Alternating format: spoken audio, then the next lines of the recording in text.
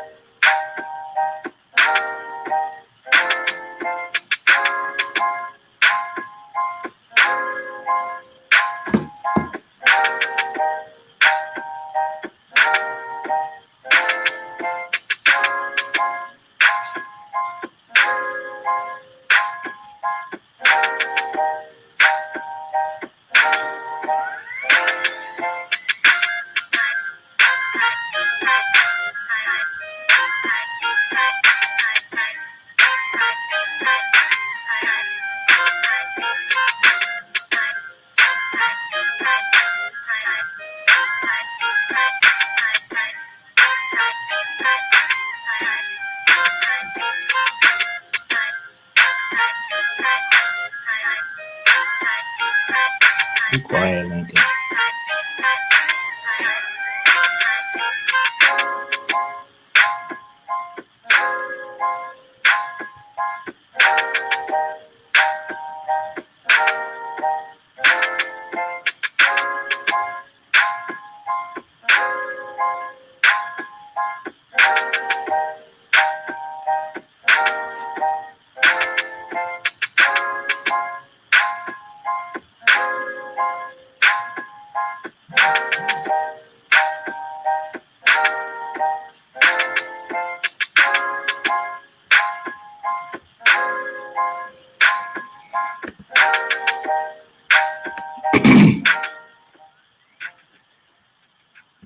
Yo, yo, yo.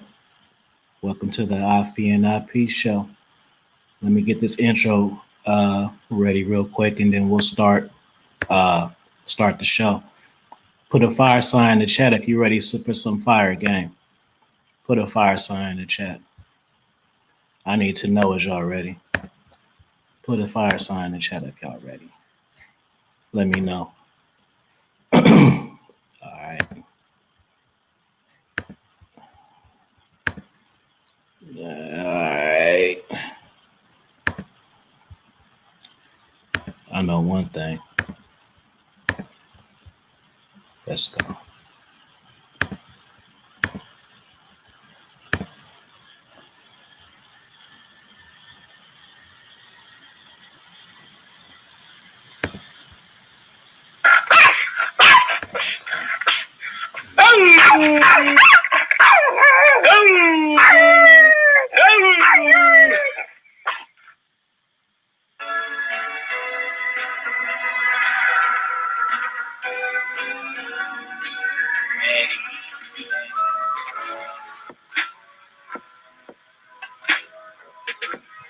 Shout out to Alpha Villains. I got Moj. Leave me alone, bro.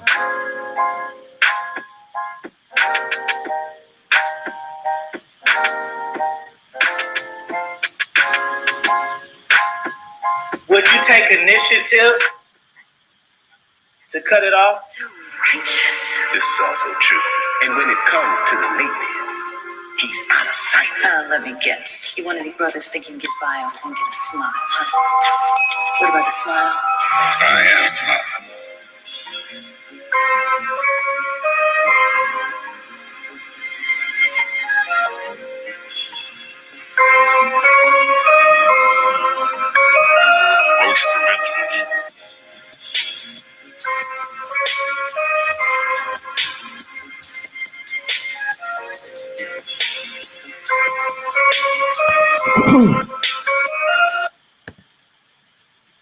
Yo.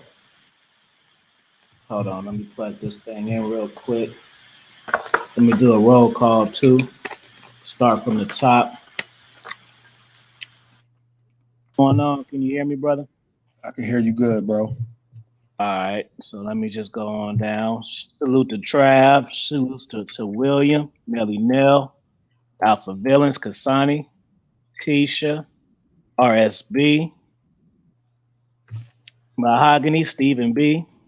And if you coming in late, that's your fault. You didn't get the shout out because you should have been here 2-3 minutes ago. What's going on, brother? What it do, player? How's everything? How's the day going? Man, it's going smooth, bro. It's going smooth. That's good, bro. How's everybody feeling? You said how's what? Everybody? I'm talking to them. I say, how's everybody doing in the chat room? Let me know how y'all feeling. What's going on, Coach Mike? Mahogany. All right, man. So today, the topic is setting goals in relationships. I think it's very important to set goals in relationships. A lot of times, people who said that? Was that? Oh, that was Bonnie said that. Like, you just end up, hooking up, smashing and eating and stuff like that. And that's true. I think a major issue though is people's goals change during the relationship. You know what I'm saying? It's a little different when you meet somebody like your high school sweetheart and it's like you guys got this dream together and all of that. But, when you meet people, sometimes when you're a little older, your shit may change a little bit. You know what I mean? But at the end of the day, I feel like we should all have goals in relationships. And just a disclaimer, one of the problems I feel like there's problems in relationships as far as goal setting is because from the woman aspect, the woman's main goal is to get married or the title of relationship. And that's the goal. Either to get the title or to get married. But that's something to aspire. But it's like, okay, once a woman gets a man to propose to her, and that's now her husband, she doesn't know how to be a wife. You know what I'm saying? It's just like, okay, mission accomplished. Now what?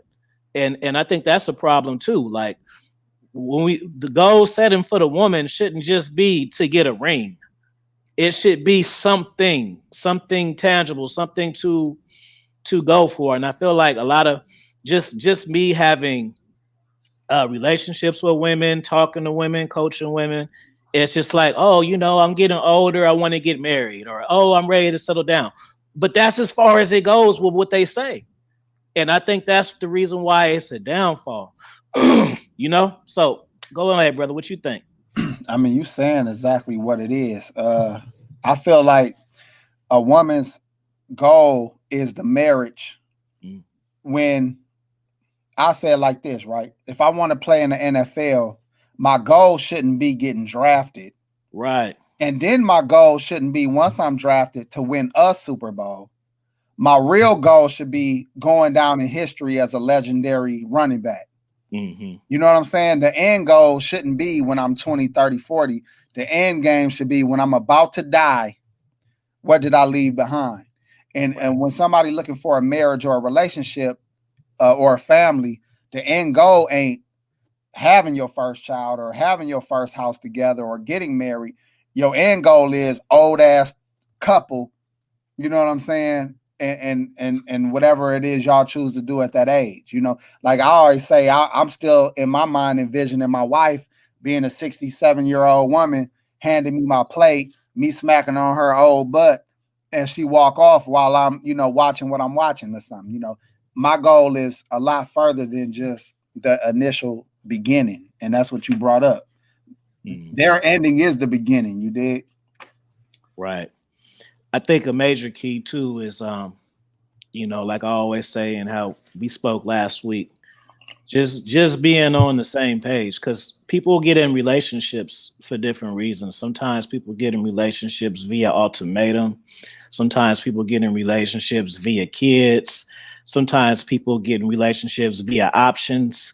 So that's all incorporated into it too. You kind of know where your partner is at. Like, like I remember when I was in a relationship before, I kind of wanted to start a family at this point in time in my life, right? So, you know, I hit 30 years old, and I was like, okay, well, that's the age where I need to like start a family, or at least be with the woman who I'm gonna start a family with, right? Mhm. And then we build from there. So the whole point of me mentioning this is because I already had my sights set on what I wanted. You know, this type of lady that act like this, look like this, and talk like this, and had this kind of career. Okay. And then, so what happens is the first opportunity, I kind of found something that matched that. I looked at it like, okay, well, this is matching, so let me go into it like that. But at the end of the day, you still have to go into situations, you know, pretty transparent and just knowing where you're at. You feel what I'm saying? Because it's like, so for, and I'm speaking for myself. So since I wanted these things, and it seemed like she had somewhat those things, instead of going into it like a normal thing, like you just get to know somebody, be friends, do all this, I'm already going into it like, okay, we building from this standard. Mhm. And that's why it failed. So even then, like, so say a woman is at a point in her life, right, where she wants to settle down. Okay. So she says this to herself: I'm looking for a dude. So say she's 40. So she's a 40-year-old woman. So she says, I'm looking for a dude between the ages of 35, 45, well-traveled with no kids. Okay. Now, that's somewhat explaining me. I'm in that age bracket between 35 and 45. I am well-traveled and I don't have kids. But guess what? We still might not be compatible, but since I had those qualities in the beginning and that's what she's looking for, she goes into it like relationship mode. You feel me? And I'm just regular mode. You see? And then there's a conflict there. Just because I got some things that she say to herself, though, not even that she's told me, but just that she's told herself. And then I'm just on the receiving end. So I'm not even knowing, like, damn, why she so game point? Why she so game tight? Well, she's so game tight because I got the stuff that, see, there's a big difference between a woman liking you than a woman there's a big difference between a woman liking you. Keep going, bro. Than a woman, how do I want to say this? There's a big difference between a woman liking you and being into you than you having what she's looking for. And we're not talking about the big stuff like, oh, 6 feet and $1 million. I'm talking about like particularly like what you need. You know what I'm saying? Like a woman may want a nice guy. I'm a nice guy, but I'm irresponsible though. But she focused on the quality that match what she like and ignoring the other part, you know? And you pointing out like women that have a macro idea of the things they want. But when it comes to the micro, that's the shit that, or the stuff that disqualifies somebody over time. Mm-hmm. Men do it too. Like our macro I want a woman that check 3 or 4 boxes. Mm-hmm. But when you get with the woman, now you're seeing the intricate things, the micro things where you like, some of these things is, changing my mind about this woman. You know what I'm saying? Right. And they do it too. That's why I was stressing on a live I did the other day about being friends for a long time. Mm-hmm. When you friends with somebody for many years, you are already learning all the micro things about a person. Right. You know what I'm saying? So you making a better decision on being with somebody because you seeing the small stuff. Mm-hmm. The small stuff might be how they look when they cry. The small stuff might be how they smell after using the bathroom. Like all them little things that you don't see until you write up on it. Mm-hmm. And a woman will fall in love with the idea of a man that's between a certain age group, no kids, everything you describe. But then when they get to know you better and say, man, there's a lot of other boxes that I didn't even consider that he don't check. Facts, bro. Shout out to Ill Wells for the super chat. He says, salute, brothers. Keep doing your thing. That's what we're going to continue to do. And y'all should continue to super chat, too, because I'm in the mood for a super chat party. For sure. And shout out to the chat room. Shout out to King Solomon. What's going on? Tisha, what's going on? Let me scroll down. LDA. Hypnosis for men. What's going on, brother? That's a cool cat right there. Hypnosis for men. Ryan. I like that guy a lot right there. I've seen him on a couple of shows. Yep. He a cat that I like fast. Some cats I gotta dig. Some cats what's cracking. Yeah, some cats I don't like for after a while, but he a cat that I kind of like fast. So shout out to him. Shout out to King Dre. T.O.P. What's up? Yeah, man. Excuse me. Hey, bro. When you dealing with a woman let's say you got a few things that you were looking for in a woman and you think you found that initially. Mm-hmm. But then over time you start to see some things that you cannot or do not want to deal with. Mm-hmm. What's your next move from that point on? So like you might have mistakenly pursued a woman seriously the same way they do us. And then once you get to know something, you like, nah, you got to pull it back. So how do you go about pulling back when you done seen too much? That's a good question. I think it depends on exactly what it is. Like I have high tolerance for certain things, but low tolerance for other things. Kind of like the driver's test. Like you can miss like 5 questions or 10, but then there's like there's certain ones you can only miss one of. I'm a type of person, bro. For one, I don't like repeating myself in life, not dating, just in life. So, we can get to talking about it and try to come up. See, that's my thing, bro. I like to talk for a solution. And it seems like, I get it. Like a lot of women, they talk just because they want to be heard and they in the emotions and they want to express themselves. You know what I'm saying? I get that. But if there's not going to be a solution at the end, I don't really want to talk. I don't really care about the details of stuff. What's this end solution? Is we good or are we not good? Because if we not good, then I don't need to hear all of the rest. I only need to hear the stuff that how we gonna fix it. Mm-hmm. So I'll try to have that sit down and stuff, but it gets less inspiring every single time you do it. I know exactly what you're saying. It's like you beating a dead horse sometimes. Yeah, bro. It's like go ahead. Yeah, it's like how many times there's gonna be problems in every relationship, but when it's just the same thing over and over again, bro, it's like the whole point of being in a relationship is like, well, there's like 3 points. The first one obviously is to get married and procreate. That's the first one. The second one isn't to just have companionship, it's to build with the person. And then the third reason, which people don't talk about, is to find weaknesses in yourself and grow. Because only your significant other is going to see weaknesses in you that you don't see in yourself because your significant other deals with you the most. Your significant other deals with you more than your partners and your work people and your boss. So they can see these faults.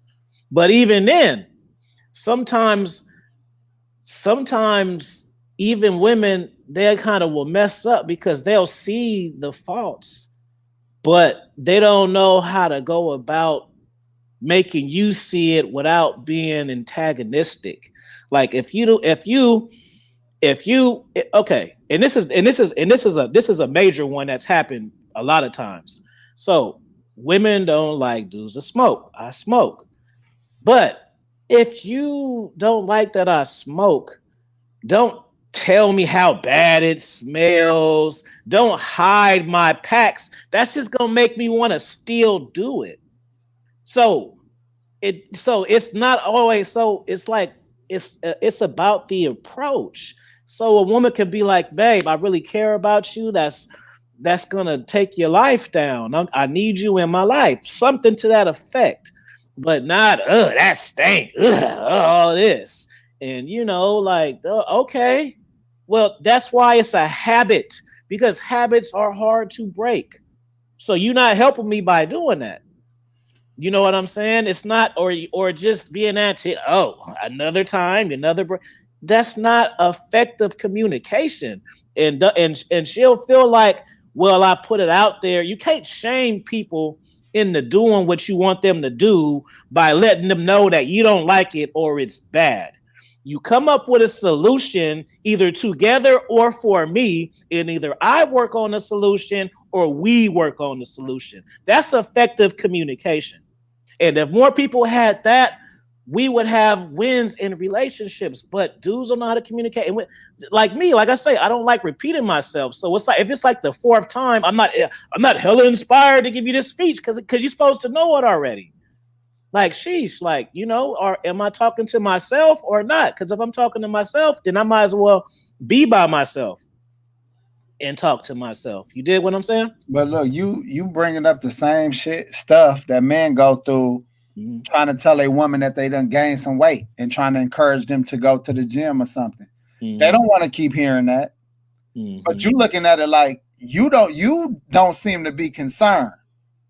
So when a woman done already told you one time she don't like your smoking, but you smoking like a chimney every day, all day, she looking at it like you haven't even considered the one time I told you that I don't like you smoking. So then they feel the need to say it again. You know what I'm saying? Now, to be fair, sometimes the one time don't help unless you do it with finesse. Now, let's say the woman that you deal with told you I don't like smoking, and she keeps her mouth shut about the smoking, but when you make advances on her to kiss or to have sex, she just be like, I ain't feeling it. And then finally you sit and talk to her and say, well, why you ain't reciprocating? What's the problem? And she say, well, it's the smoke. The smell gets to me a little bit. I'm sorry, but it's hard to get turned on when I smell the smoke. Now you like, damn, she wasn't sweating me about the smoke. But now I realize that something that I'm doing is affecting what I want out of life as well. Not just what, she wasn't just annoyed. Now I'm annoyed because I can't get what I want or get the affection I want. So I'm just giving an example of finesse. Right. The same thing with fitness, right? If I really want my woman to get in shape, all I got to do is lose 10 pounds. All I got to do is post a picture on IG with my shirt off, looking better. And she going to be like, F this, you know what I'm saying? Let me catch up with this, you know what I'm saying? To keep me. Right. But if I was hounding her every day, like, you doing this, you doing this. I see her with a snack. I want to, get on her about that. It's anytime you antagonize anybody, like you said, you making them want to say you then, you know what I'm saying? I'm gonna do it more. Right. You know what I mean? But the finesse, and you know all about that.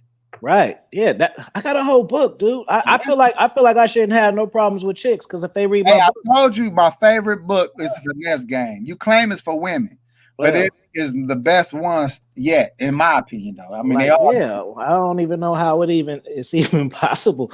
Yeah. Okay. Just like another example, like in let's say I like to hang out on the weekends and drink and go watch the games with my partners on Friday and Saturday. What a woman do? Oh, well, why you always doing that? Why you ain't spending time with me? That's not gonna make me want to spend time with you. And when I do, I don't even really want to. I'm just trying to shut you up. Good point. When you're whining, oh, you always doing that. Oh, it's Friday night. I know where you going. A nigga don't want to hear that shit. So the trick is just give a dude incentive to stay home. That's all you gotta. This should be so simple, but that's all you gotta do. So instead of whining, oh, what you doing? Oh, you know what I'm saying? Or YouTube, oh, you got a show? Like, hey, babe, well, when you finish hanging out, you feel me? I got this for us. I miss you. Then that's like, oh, okay, that's positive energy. So I'm running that positive energy when I finish with this. I don't know if that's 100% true because you know what I think a woman would do? What? Still try to do that too much. Like let's say she give me a incentive to stay home this Friday. Right. Now I start to notice that every single time I make plans with my guys, here you come trying to make incentive for me. Mm-hmm. There is a moment in time that I do need to get out here and do other things. Right. You know, let's say the incentive was some boss, some proper head or something. Like move out the way. You know, I told you I'm going to shoot pool. I told you whatever I'm doing. You keep trying to do these elaborate schemes to keep me here. It'll be just as annoying as them hounding you about going out. You know what I'm saying? But then again, if you how you just said it, if she got finessed, then that she ain't gonna be that stupid to like do it every time. Because then it'll get repetitive and then it won't be a thing anymore. You know what I'm saying? So I feel like my fault, bro. I feel like the best things that have worked for me, and it's coming from a dude who been with a woman for years and live with women. Mm-hmm. When I know it sounds kind of corny, but it's the truth. I write down stuff in people's face. If you got a damn chalkboard, a damn whiteboard, whatever, I'll be like, I write down schedules, I write down days, I write down goals, short term and long term. And then I let a woman know, like, look, couple days a month, you know I'm going to be MIA. You know I'm going out. Mm-hmm. You know, so if I don't exceed these 4 or 5 days, I shouldn't hear your mouth. Right. You know what I'm saying? You know, at this time of the year, I play softball. You know that mean we might go to the game and we might hang out after the game. Like these things you need to already have in your mind. Mm-hmm. You know I'm on YouTube these nights a week. You know I do this these nights a week. You know my gym schedule. You know my haircut schedule. You know this, that, and the other. Now I'm gonna need you to find something to do while I'm doing some of these things that don't include you. Right. Because sitting around waiting on me obviously is causing you a problem because it's making you want me to cut my night short because you're sitting around waiting. You are assuming because I came home at 7:45 last week that this week I'm going to be home at 7:45. This might be 9:30. Find something to do. You get what I'm saying? And a lot of men don't be wanting their woman to find nothing to do. You know what I'm saying? Right. So they'll either tell her don't go nowhere, and of course she gonna hound you while you gone, or you chasing up behind her trying to keep her home now that she got something to do. You got to be okay with people having their own space, and when you let a woman have her own space, you can demand your own space because you already made it fair across the board. There is no change in this relationship. Do you? But leave me alone while I'm doing me. You dig? Good stuff. Let me get King Solomon's question. If you can, AP, share this on your community too. He says, what do you do after the sit down? What's your next move after that? The question to answer your question, King Solomon, I'm gonna just say you got to ask yourself that because we get questions like that, and it's too generic to give you an answer because it depends on what you've invested and how long you've been invested, because guys just ask questions like that, not just you, just period. Like, what did so a dude may ask that and he may have like 3 weeks. Like I tell you, bro, I've had dudes like hit me up and they'll tell me about a girl and they'll be running everything down like, oh, she like this, we got this the same, she looked like this, she got this kind of background, boom, boom, boom. And I'd be like, damn, that's what's up, fam. How long you been rocking with her for? Oh, like 3 weeks. So, you can't handle a situation where you have 5 years with a chick and then you got 6 months with a chick. It's different.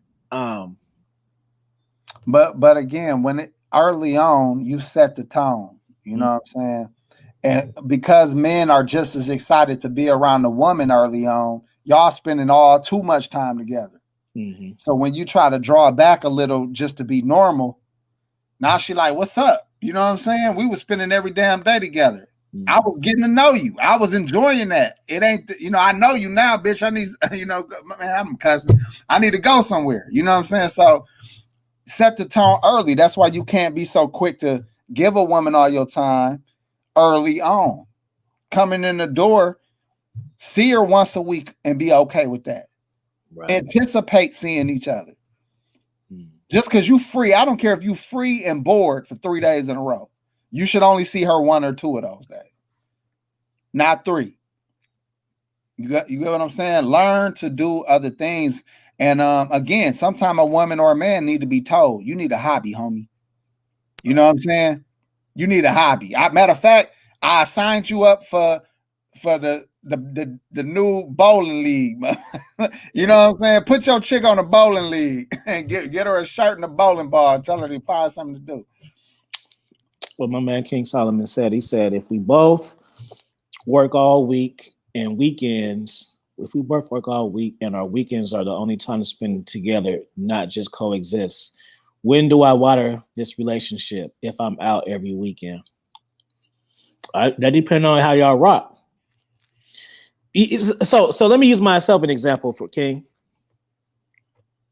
I've been in relationships where we've done everything together, and I've been in relationships where we've done nothing together, if that makes sense. So there's been situations where there's been situations where I may rock with somebody because we have the similar interests, so it's easy for us to hang out. And then I've been in other situations where maybe we don't have similar hobbies at all, but our vibe is similar.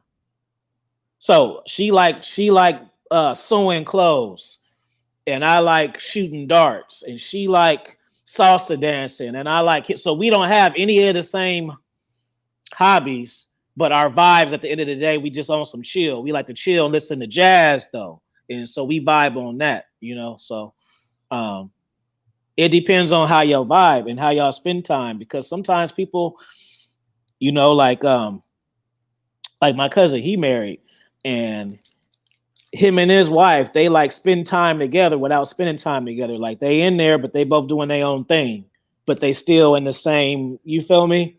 He watching the news and she watching Love and Hip Hop, but they still kind of keep it separate, but together. Does that make sense? Rather than, what I'm saying, they just go do their own thing. They respect each other's thing. Like, okay, that's her time. That's what she do. And then she know that that's what he do. So even though they don't do it together, they still respect that that's each other's thing. Let me go in a little bit just to add that. It go back to what I said about writing everything down. When you got an understanding or a schedule, if you working all week and y'all don't say y'all only got Saturday and Sunday to really get some real time in, that don't mean all Saturday and all Sunday y'all supposed to be together. Let's say y'all get up in the morning on Saturday morning and go work out together, then go have breakfast together. And then maybe around 5 p.m., you take her to an early dinner. Then you go home and you tell her at 9, I'm out here. You know what I'm saying? Or whatever, however you do it, it's about fitting things in like you would do anything else. Right. If you know at 9 I'm going somewhere, let's set something up earlier than that. Let's set something up in the daytime. Let's do something this afternoon. You know, it ain't really no excuse to it. And me and my wife so simple that when we free together, we simply get the food we decided to eat on that night. We watch a movie together. That's an hour and a half. Then we smash, and then I can go do me, she can go do her, or we can go to bed, however that maps out. If we go on a date night or something like that, I'll tell her, like, when you off. She might say, let's say Thursday night. I said, well, Thursday night, I'm going to take you out. I'm going to take you out. We're going to do us. I'm going to give you all my attention, my phone in my pocket. When we get home, if I want to read, get out my damn face. If I want to do this, get out my face. You know what I'm saying? And I don't have to say that because I done already explained to you that that's how we rock. When we together, I'm going to give you undivided attention. When we home, that don't mean we need to be together because we're in the same house. And I will say this one more thing. I hope I ain't lose my thought. When you got a chick that knows the game plan, knows how you get down as far as that concern, you got to make sure you talk to her about it and say, look, I already explained to you how we gonna do this. Because if I was single and we were dating, I would only see you a few hours at a time. I would only be over here a few days a week. Now, if you want us to live together and you want it to be as strong and as fun and as nice as it was when we were dating, then you need to understand that just because we're under the same roof, I still only need to see you a few days a week, and we only need to be dating a few days a week, as we were when we lived separately. So just because we're in the same roof, find something to do. I do it with my kids. I take them out. We do a lot of stuff. Take them to the skate park. Might do some other things with them. When we get in this house, find something to do. You know what I'm saying? Go ahead, bro. Excuse me. I'm gonna get King Solomon's thing. He says, my thing is, if you a player, play. I don't enter a relationship because you like this chick more than others. That's a good point, but also I want to play devil's advocate too, bro. Especially when we're talking about older cats. Because younger cats who want to be in a relationship, that's what they want. You feel what I'm saying, AP? Like, I want a girlfriend or I want a boy. That's their goal. Yeah. But when you an adult, bro, it's kind of tricky because your shit changes, man. So yeah, just because for me, for example, right? When I started YouTube, I had worldwide rotation, right? Now I'm not interested in dating at all. You know? So there isn't, just because you're like something that one day, that's not like your all the time thing. Like, so, you know, I didn't predict that I was gonna have that change. It just happened. Life made me make it. It had me have life tolerance for certain stuff. Certain things became interesting. Certain goals and hobbies replaced other goals and hobbies. So, you know, things change, you know, so you can, for instance, boom, King Solomon. So say you're in a relationship. Shout out to Lottery Guru for the super chat. I appreciate that. So say you're in a relationship and you have a child with your girl, right? So you guys you go get the work, you go get the money, and she stay home with the son, right? Y'all got a son. So she stay home with the son. All right. So the son get about 15 years old. So he a little older now, right? Wifey want to go back to school now. She wants to be an entrepreneur now. You know, she wants to start her own clothing line. You're not feeling it. Now what happens? So it's not always that's why I don't like, just like how we talk about AP, how it's about cheating or not cheating, like that part don't really matter, because long-term relationships, the which y'all gonna occur, that don't even matter, bro. Because when it's gonna happen on one side or the other. Yeah, because when you with somebody with a long time, you're gonna desire somebody else, even if you not a player. It might be a lunch date. What you mean? You or your chick might be on a lunch date that can ruin the whole relationship. No sex involved. You went to the you and two other coworkers went to BW3s. Two of the coworkers left, and now you sitting there still with the chick, and now somebody snapped a pic of you. I'm just saying, you never know when in relationships what kind of things occur. I do agree that if you in a real relationship, it ain't about going out every weekend to be a player. It ain't about going to the club every weekend and hanging out like you did before you were single. But you still might want to go to your guy's Super Bowl party that he ain't bringing his lady to. Why is you bringing your lady to? Y'all on some fella type stuff. You feel me? If I went and flew out somewhere with Afi and some other brothers and they ain't got no chicks with them, my wife got to stay at the hotel. Not because she can't hang with us. It's going to be moments when she can, but it's going to be other moments. We on something else. Go find something to do. Go to the spa. You know what I'm saying? So every level of this, whether you single, in a relationship, you set the boundaries, like I said.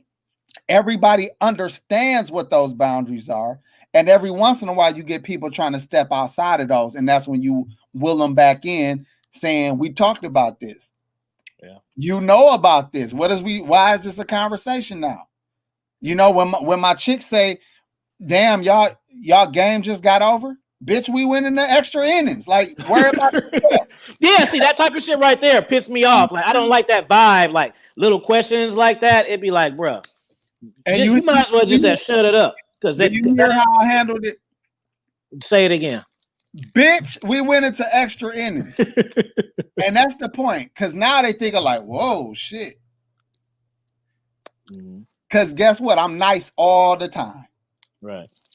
And you start to learn. You say, you know what? I know the only thing that get him off his square is when I act stupid.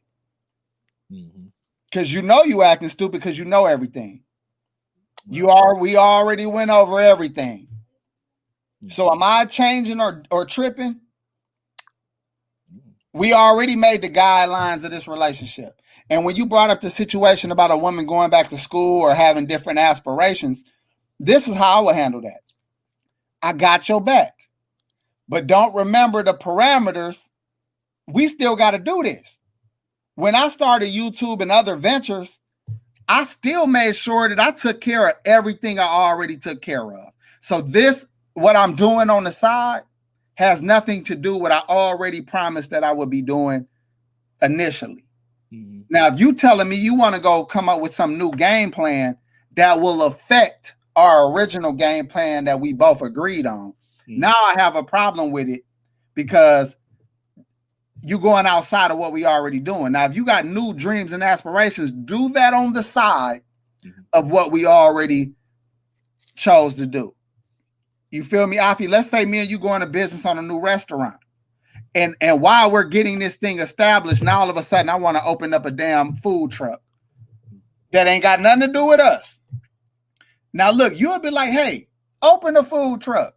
But as soon as it start coming in the way of your and ours understanding of this restaurant, now I'm going to have a problem with you having this food truck. You know what I mean? Just make sure the parameters are set and everybody following it. I don't see what's the issue or why it'd be so hard. And guess what? When people talk about losing somebody, if I lose my woman, it's because the parameters was getting breached. You know what I'm saying? Because I done set them all. And I'm okay with that because the parameters were set based off of my comfort and the woman's comfort because they were both agreed on. You said you was comfortable with this. I said I was comfortable with this.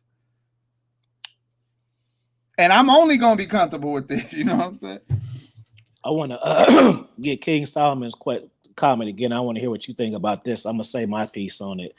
He says, if you're a player and you enter a relationship with still keeping the mentality, what you'll end up with is a disgruntled chick who loves you, not good headaches. That's 100% facts, bro. But I will say this.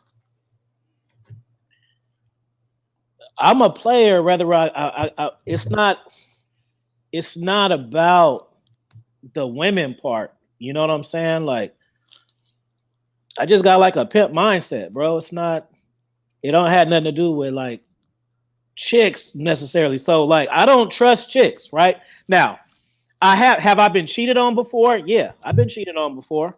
I've been lied to before.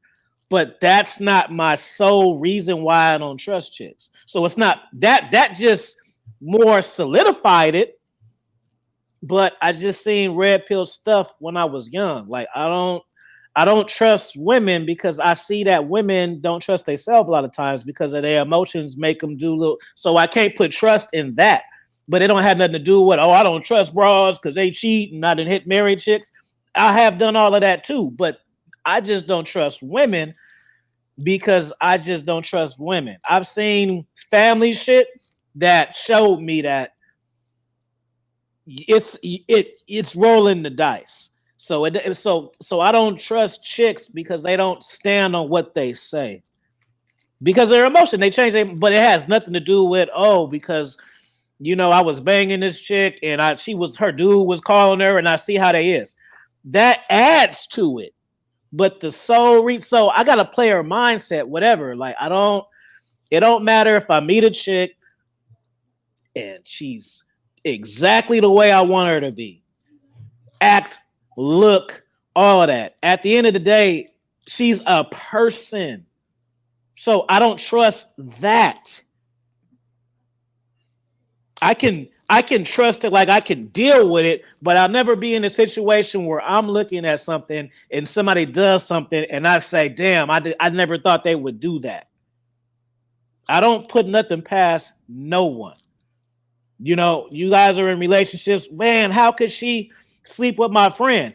That disappoint me, but I know how. That's the reason. See, that's what I'm getting to. Is because her emotions told her to. If she cheated on you, it doesn't always mean that she's promiscuous. She had a down moment, and the nigga came around and said the right stuff. That don't make her a bad person because Hey, Can I throw this in there too for Go you, ahead, brother?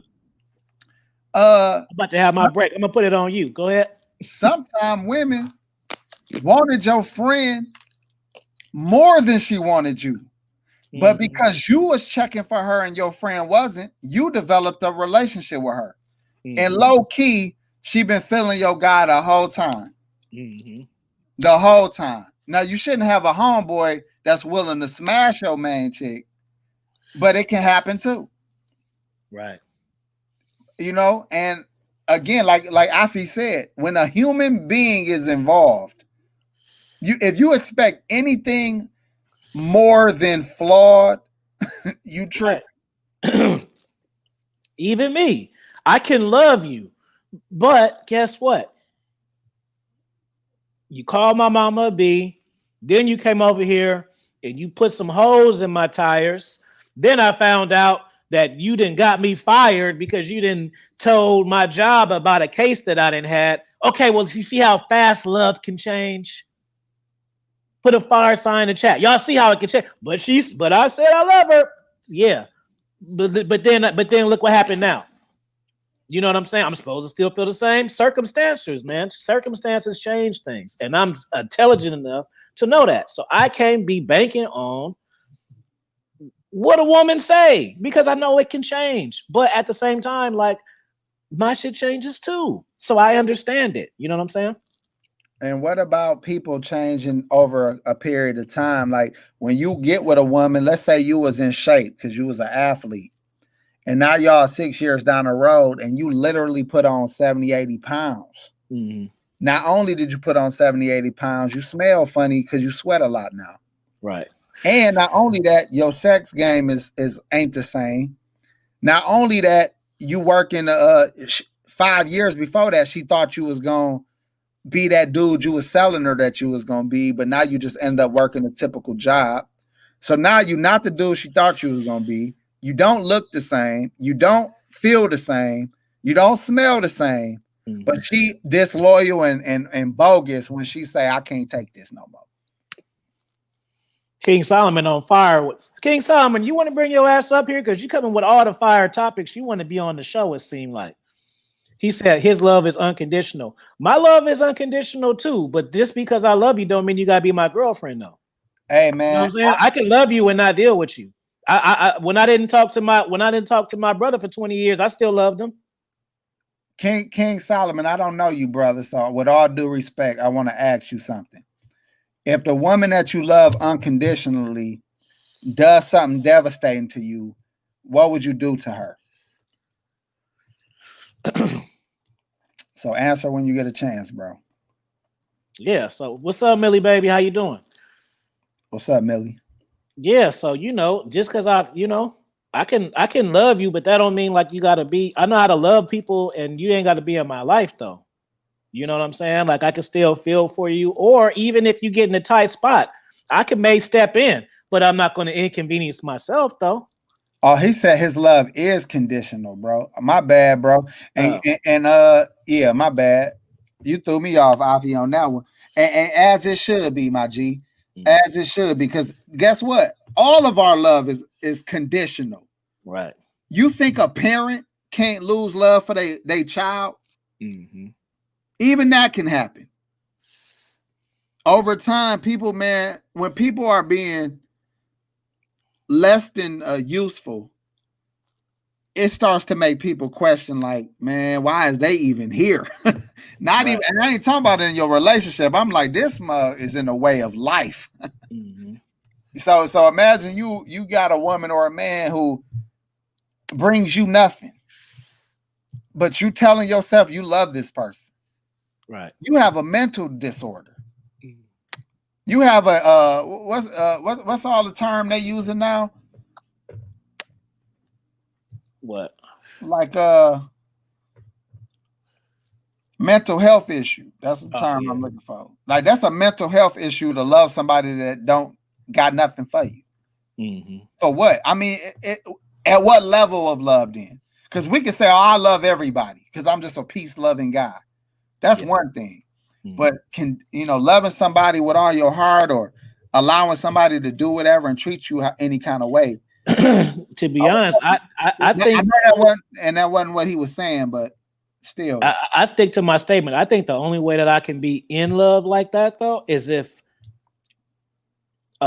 me and the woman brought one in and she was my girl. I think we'd have that. I think it'd take that connection to cross it over. You know what I'm saying? Because that, you know what I mean? Like I had no father myself, but I'm not talking about a baby mama. I'm talking about being with the woman and raising a family. I think that could get me to love like that. If it was a successful relationship with raising kids. I'm not talking about a baby mama, but like, if I had the blue pill way of thinking, I could probably be in love like that if I was in a long relationship. And we because put it like this, if I were to have a child, me and the woman's goal, we're gonna have major goals. It's gonna because I'm setting the standard for not only us as a couple, but the people coming under us. So like say I just lived in a 1-bedroom house, and me and my woman, we were homeowners and we were chilling, like, okay, we doing our thing. But if I had a kid, I would just want more, just so I can show the kids that they can have more. I don't want to be a parent to where when they grow up, they be like, yeah, I had humble beginnings and I had to struggle. No, I don't want my kid to have that speech. I want my kid to be like, I had a good education, a family structure, and I still bossed up. I don't want to have my kid in that. Oh, I remember I was eating noodles. Not my kid. So that it's almost like this. The best way I can explain to you is you being at work, and then when the supervisor come. So me being at work is me and my woman. But when the supervisor come, that mean that it's kids involved, and I actually want to even strive better. You know what I'm saying? Not to say that you can't strive better without having no kids, but for me, it's just a different type of thing. I have people who look up to me, but if I have my own child and that him looking up to me is a whole different type of vision I want to show them. You know what I'm saying? I can't really control what they do when they get grown, but I want to do my part by showing them structure, showing them love in the household and stuff like that. So if I rock like that, but that would have had to already happen though. That's why that's cold, because it can't happen now because I'm not doing that now. You think you're not doing that now, but you Bro, know, I ain't having no kids, bro. if I somebody ain't get having no kids if unless you I get get somebody pushed into pregnant, it. you gonna have a kid. Bro, I don't have pregnancy scares. I'm so game tight with the condoms that I can I deal with women for years and still don't go raw, bro. Yeah. No, Like I literally haven't had raw sex in like 5 years, brother. if I wasn't married, that's how I roll. Years. Academy size box champion of the world. So I don't desire it. I don't feel like I'm missing out on it because I ain't did it in been years. I won't just be like, all right, we exclusive. Let's strap the belt comes off. The gloves is off now. Like it don't work like that for me. Shit. The last time I had some raw sex, it was a discussion. You know what I'm saying? It wasn't just, oh, this is mine. So I ain't tripping. Like, no, we actually had a talk about that. Like we taking things to the next level. Okay, we need to go run through the cleaners and do all of this. It wasn't just, oh, it just happened, or that's a big deal for me. You know what I mean? So I don't play around with that. Because I want to pat myself on the back too, because people be hitting me off like, you lucky, bro. You that old, you ain't got no kids. It's not lucky. That's how I set my life up. Hey, bro, I got 4 kids that I had out of me, and I always wore protection. And every single time I got caught slipping, resulted in a baby. My first child, I was young, and I was like, you know how you like, I was warming it up. Let's say I was warming it up before I actually start smashing. And then something was like, man, put a rubber on, because I was rubbing on her with it and doing too much. And I was like, let me put a rubber on. She get pregnant. I'm like, hey, that motherfucker ain't mine. You know what I'm saying? I just knew it wasn't mine. End up being my son. The next time a chick told me her tubes was tied, she couldn't get pregnant. And then we in the shower. That's one time I smashed raw. And another time I stayed the night and used the rubbers I had. And the next morning got her pregnant. See? Played myself. Then my youngest 2 kids. Now I will admit that was I was in a full-blown relationship with a woman for years, and I was barebacking, So I understand how they got here. But still, my brother, or I threw the nigga under the bus. I know other people who didn't quite be so safe, and they ended up with either 1 kid or no kids. So it's crazy how life go like that. Bro, it ain't by luck. I don't even finish in the condom when I have sex, bro. Smart guy. I won't even finish in the condom. Sometimes if you beating something up with rubber on, bro, it's hard to pull up out of there, man. It ain't no sometimes. When I'm hitting it and it start to being like, ooh, it's time to pull away. Man, I'm on beat mode at that point. I'm trying to, because that mean they probably, that way it's time to start. It's time to start making a sprinkler. As soon as it feel good, it'll go on their face or something, bro. I ain't even laying on top of you with a condom on doing that, bro. Like, you hate kids, huh? And you're a teacher. Hey, that's why you do that, because you're a teacher. Hey, no, right? I mean, even to like have sex with the condom and bust in the condom during sex, that mean I like you, bro. Because I don't even want to share that moment with a chick. Like I don't even want to do all of that. I don't want to. That's a moment when you and you do that. That's a moment. I don't even want to share that moment. I like sharing my moments separate. Hey, you better than me, man. Because a drunk night, as soon as I beat it out till I'm done, I'm falling on you. I ain't trying to lay on you on no love shit. I'm falling on you because I'm drunk as shit and I just been fucking for 35 minutes. Or I do the fall off to the side. I just let my body fall off. Me having sex and busting and laying, that's like girlfriend treatment for me, bro. Like, cause I don't, bro. I'm I don't even like busting. Period. I don't even like busting. Period. So I almost would rather not even nut when I had sex. But the times I do, damn sex ninja and shit. You got too much discipline, my brother. Well, I told y'all the last time that the second woman I had sex, I had a pregnancy scare. So that's all it really needed for me. Yeah. So I had that experience at 16 years old. I told you it only took me once. So just that, me thinking about what I'm gonna tell my mom, how I'm gonna live my life, what I'm gonna do next. That was a scare for me. So it's like, we ain't playing that game. Hey, No way. after my first son, I thought I was being more cautious, and I still ended up getting played. But I remember when she told me she was pregnant, I'm like, ain't no way, because I knew I didn't skeet in her. So if anybody ever say that somebody can get pregnant with pre-cum, I know for a fact it's true. But anyway, so she called me like 6-7 months in because of my sister, like such and such looking for you. I call, she like, I'm pregnant. I'm like, congratulations, bit loud. You know, I ain't think it got nothing to do with me. She like, it's yours. I'm like, you bullshitting. You know what I'm saying? Because I'm thinking like, ain't no way. Ain't no way. I'm like, have it. You know what I'm saying? Big deal. You know, good luck to you. Then and I was bogus too, because the whole pregnancy, I just wasn't stunting her. I ain't believe it. So then I get the paperwork in the mail. I'm like, oh, she really is consistent. You know what I'm saying? So I seen my son, I'm keeping it real. I seen my oldest son the first time in the court. Yeah. And I saw a dude, and dude start crying. I start crying. We looking at each other like, damn, dog, like what the hell happened? Because he looked just like me too, dog. My son looked just like me, dog. I'm like, damn. Yeah.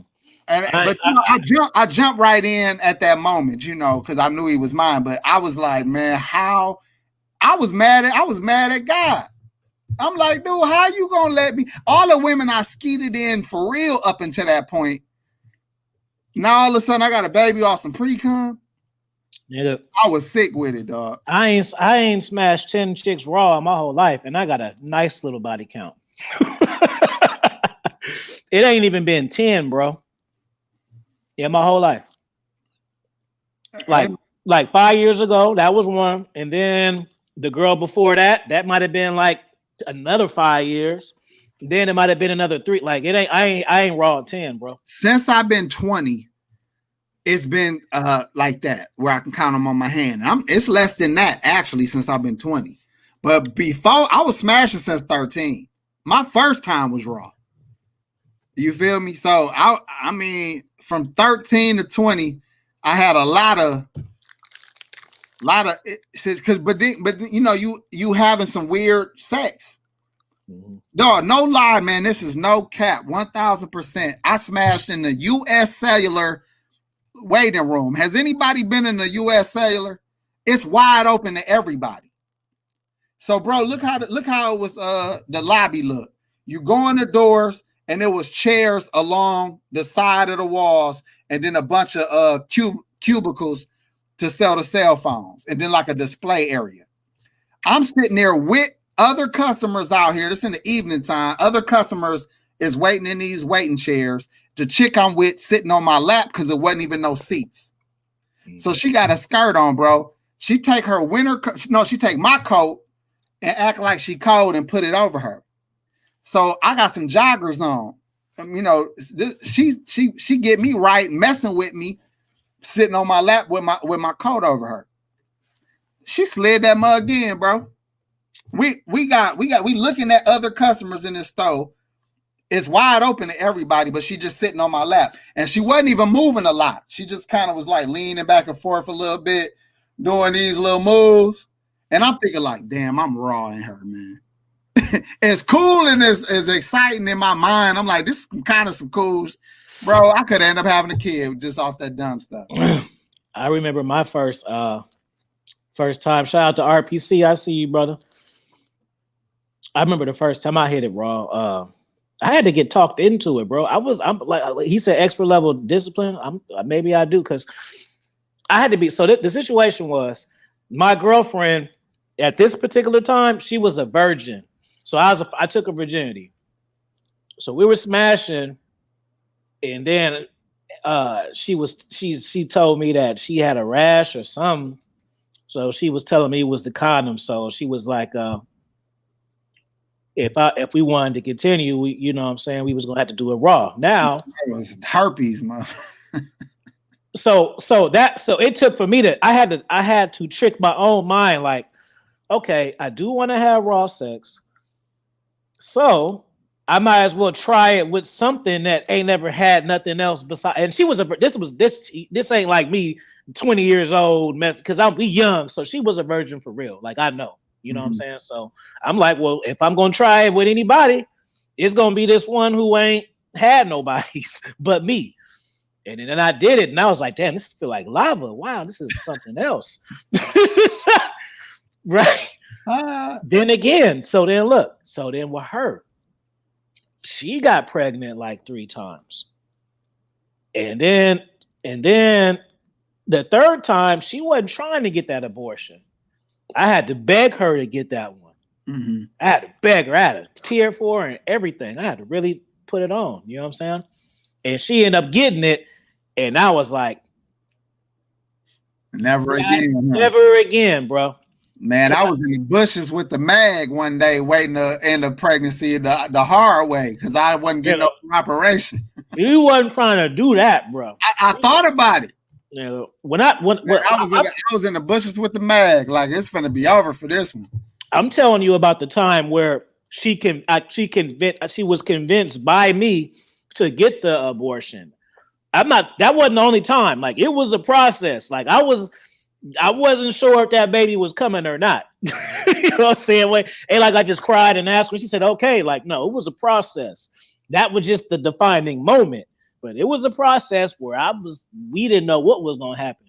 And I was just like, my whole thing was I was counting down the months. I'm like, damn, man, if you get to 5, I'm just scared thinking about the conversation I got to have with my mom and my sister. And that's just scaring the hell out of me. So I'm like, 3 months, we still cool. And they get to because it happened late. Like, she waited to the last minute. That's what happened to me. It was beyond any abortion.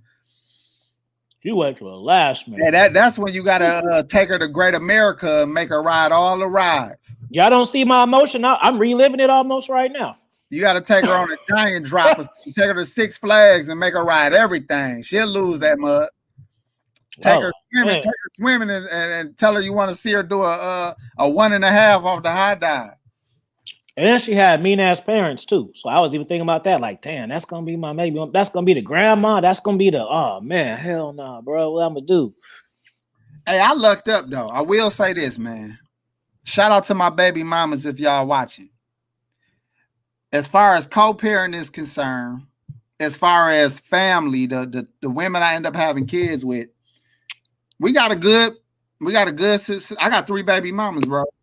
And I don't got no problems. I know I kind of made it that way.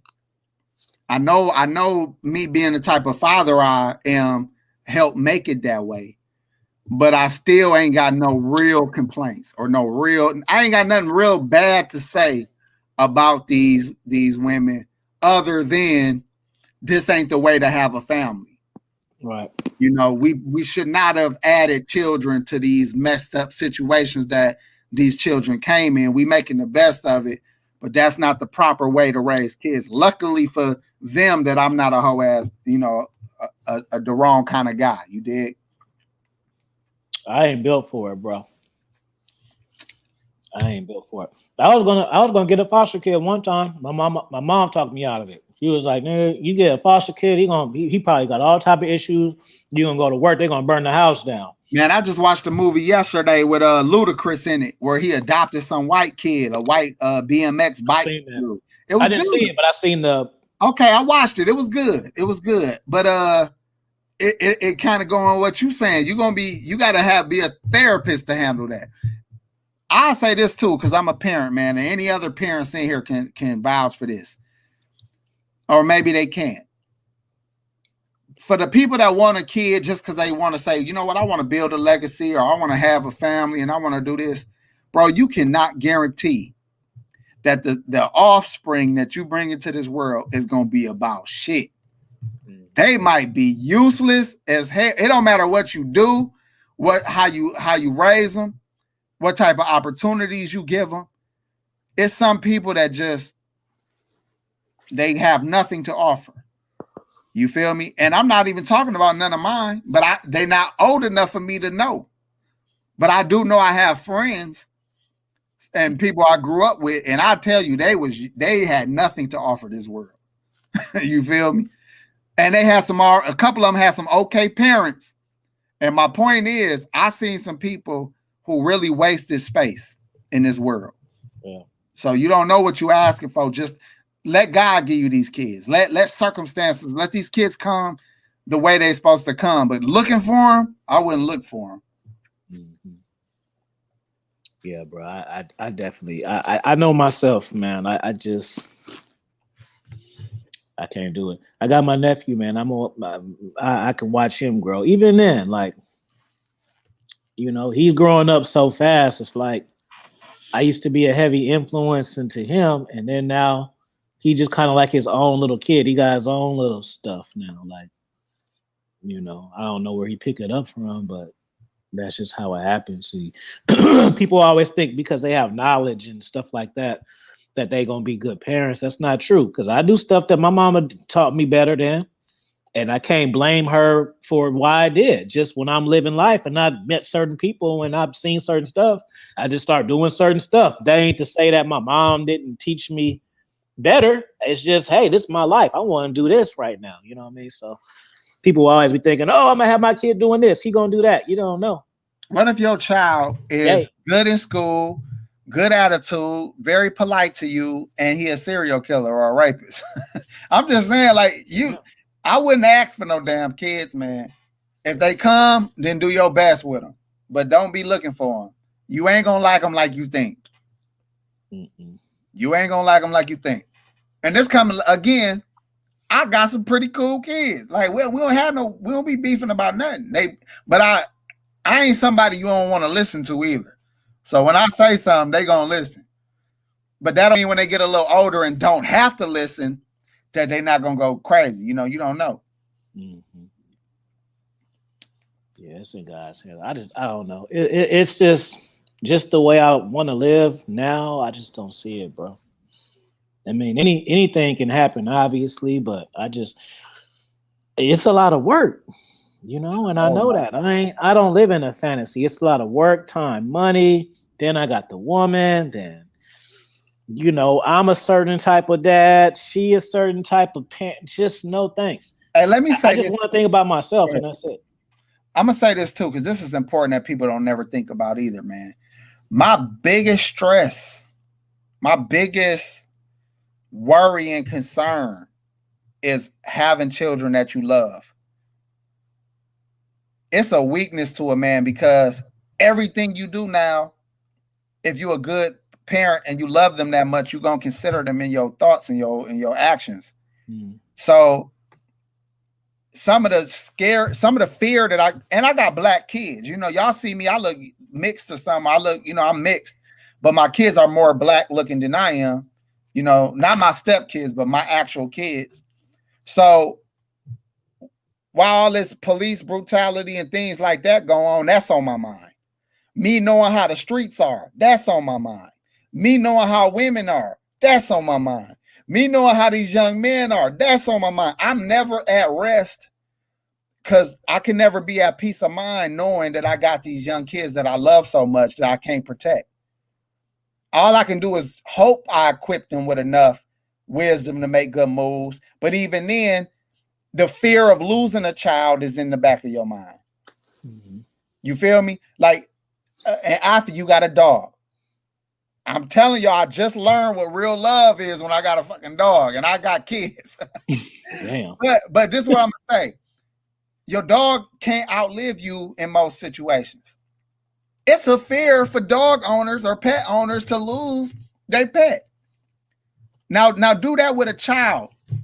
Now do that with a child that calls you daddy, and that actually expresses their love to you. It's a way bigger pressure having kids. So it ain't fun on one end, and it's very stressful even when it's going good. Because if it's going perfectly, you're even more scared of losing them. When you got really good kids, you even more like protective. So everything scares you. Just keep that in mind. Millie says, what kind of gift do men like besides PS5? I'm trying to buy something. I don't know what to get. You got to talk to your man, because see, for me, I wouldn't even want the PS5. That'd be a waste of money, because I ain't going to play it. I don't play video games like that, you know what I'm saying, to where I would appreciate it. So you just need to know your man. I say an easy one, though, just give him a pamper day. Like, dudes like to get massages and stuff like that, too. You know, cook him his favorite meal, run his bath water, give him a massage. You know, all of that kind of stuff. Dudes like that. You know what I mean? I'd say 500. 500 and a dick suck. Can't go wrong. 500 in the dick suck. 500 in the dick suck. Because the 500 can buy the PS5, or it could buy some shoes, or it could do whatever he want to do with it. It could pay a bill. You feel me? I'm gonna go with AP with the number one answer. Ding! 500 and some fire dome. Yeah, that's what I want now. For my birthday. Fire dome and 500. Fire 500 is what I want, you know. Because then look, I could go buy me some cologne. I can go get a nice dinner. I can get a pedicure. I can put gas in my car. All on you. So, yep, 500 and fire dome. That's what I want to. And put a rubber band on it, even just for the hell of, just for the give it to him like a dope knot, like a dope dealer knot. Mm-hmm. Just on GP. I don't like when women buy me shit that's not thoughtful. Like a PS5, unless that's something I've been talking up. Ooh, I can't wait till it come out. 7 more days. Like, don't like the Jordans. Like, don't just get me something that anybody likes. Like, get some stuff that I like. Like, if you know I like hats like this, get me a hat, something that I know you thought about. You know what that you making a good point, man. One of my most memorable gifts, and my wife done be giving me stuff my whole situation with her, extravagant stuff. And she got me a pool stick made with my engraving on it. You know what I'm saying? Like, that meant a lot to me. Right. You feel me? It probably was one of the least expensive things. Mm-hmm. But she got it engraved. It's the color. She knows it's my favorite color. Mm-hmm. You know, all black. And it was just, you know what I mean? It meant a lot. You know what I'm saying? So I agree with what you said, bro. Be thoughtful about it. Yeah. But she got me this Moet and a cigar. Mm-hmm. When I put out my first book. So obviously I've smoked and drank since then, but that's just because I remember that. I remember the first time I put out, so I'll never smoke that and I'll never drink that because it's like commemorance from that moment. Oh, yeah. I dig it. But but then again, had she took me to eat, I could have forgot that. Oh yeah, we went to have Black Angus. All right, well, we can go to Black Angus anytime, you know. I'm okay with memories too. Mm-hmm. So if we go on a vacation or we do something dope like that, I'm okay with the memory. I don't necessarily need something physical to hold with me. You know what I'm saying? Because I do that with my kids. Like, I do like whole little family events and go camping or something. Go to spots where I get Airbnbs of dope spots. You know what I'm saying? Places that unless you got a couple M's, you're not gonna live in. So I be taking them to them kind of places so they know, like, look, you can live here. Pops can't afford it, but you can strive to live here one day. You know, but I do stuff like that. You'll get Creed. You're not getting nobody no Creed until you give me my $20. You owe me $20 from the last consultation I gave you when you called me with that extra stuff. You gotta donate first. So look, somebody getting some Creed because I said so. No, you gotta give me that money too that you owe me for that consultation. If you buying Creed for cash, I want my $20. Hey, I'm sleeping on Creed. What's Creed? It must be a inside thing. Some expensive ass cologne that costs hundreds of dollars. So if you're doing that, I want my donation for I ain't never heard of it. Who is Creed, the brand that it came out under? I ain't never heard of that. Hated it. Yeah. I wear Versace, 2 different kinds, Dolce & Gabbana, Pierre Cardin, not Pierre Cardin, Perry Ellis 360. That's one of my favorites. I remember, bro. It was hella funny. So I had this chick, and I owe my $20. Calling me with that riffraff, and listening to you and all that, gave you some good fire advice. You can't skip past that. That was a $200 phone call I gave you for free. So just drop me the dub, man. Drop me the dub. I go get me some Newports and get some treats for my dog. That's what I want to do with it. Oh yeah. So I remember this chick I was dealing with, right? So I wasn't talking to her. We fell out. So, she was like, oh, I'm gonna come to your house. I'm like, no, I don't want to talk to you. No, I don't want to. And like just like that, like that's one of my pet peeves. Don't try to like pop up to make me talk to you. Like if I don't want to talk to you, just wait till I finish, because it ain't. I'm gonna be pissed. I'm gonna be pissed. So you coming over here, we gonna talk. Well, I'm already mad. So where are we gonna go? It's not gonna do anything. So she like, I'm gonna come. I'm like, no. So then she was like, oh well, I got something for you. I'm gonna just drop it off. I was like, all right, bro, just drop it off and leave it on my door. I'm about to leave anyway. Actually, I was about to leave. So I told her just leave it. And then my neighbor, I've been knowing him for like 10 years. So ain't nobody gonna see I got something but him. You know what I mean? So I'm like, all right, just leave it on the door. And she was trying to catch me first before I left. That's what she was trying to do. Nigga, I get home. I look in the bag. I look in the bag, bro. Nigga, she got me a gas station fit, bro. Because she wanted to come talk to me so bad, right? She had found something to buy to bring you. Yeah, so she stopped at the local like AMP. You know how they got like the construction type of gear? Mm-hmm. So it was like some Dickies and stuff. And like because she don't want to lie and be like, she said she had something for me. But there was nowhere else to get nothing. And she really did. Yeah, she had something for me, but she really didn't. And I'm like, all right, well, fuck it. If you got something for me, you could drop it off. So in order to save face, so she stopped. Yeah. So it was like a fleece and some Dickies. I already know, like not the gas, like the big ones that got clothes and stuff. I already know. I'm like, bro, she didn't went by here. She didn't just grab any old thing. I'm looking at this stuff. I got Dickies with elastic at the bottom. I'm like, bro, what the hell? Hey, I would have been flattered. I would be like, damn, you crazy. You real crazy, ain't you? I would have been flattered by her craziness.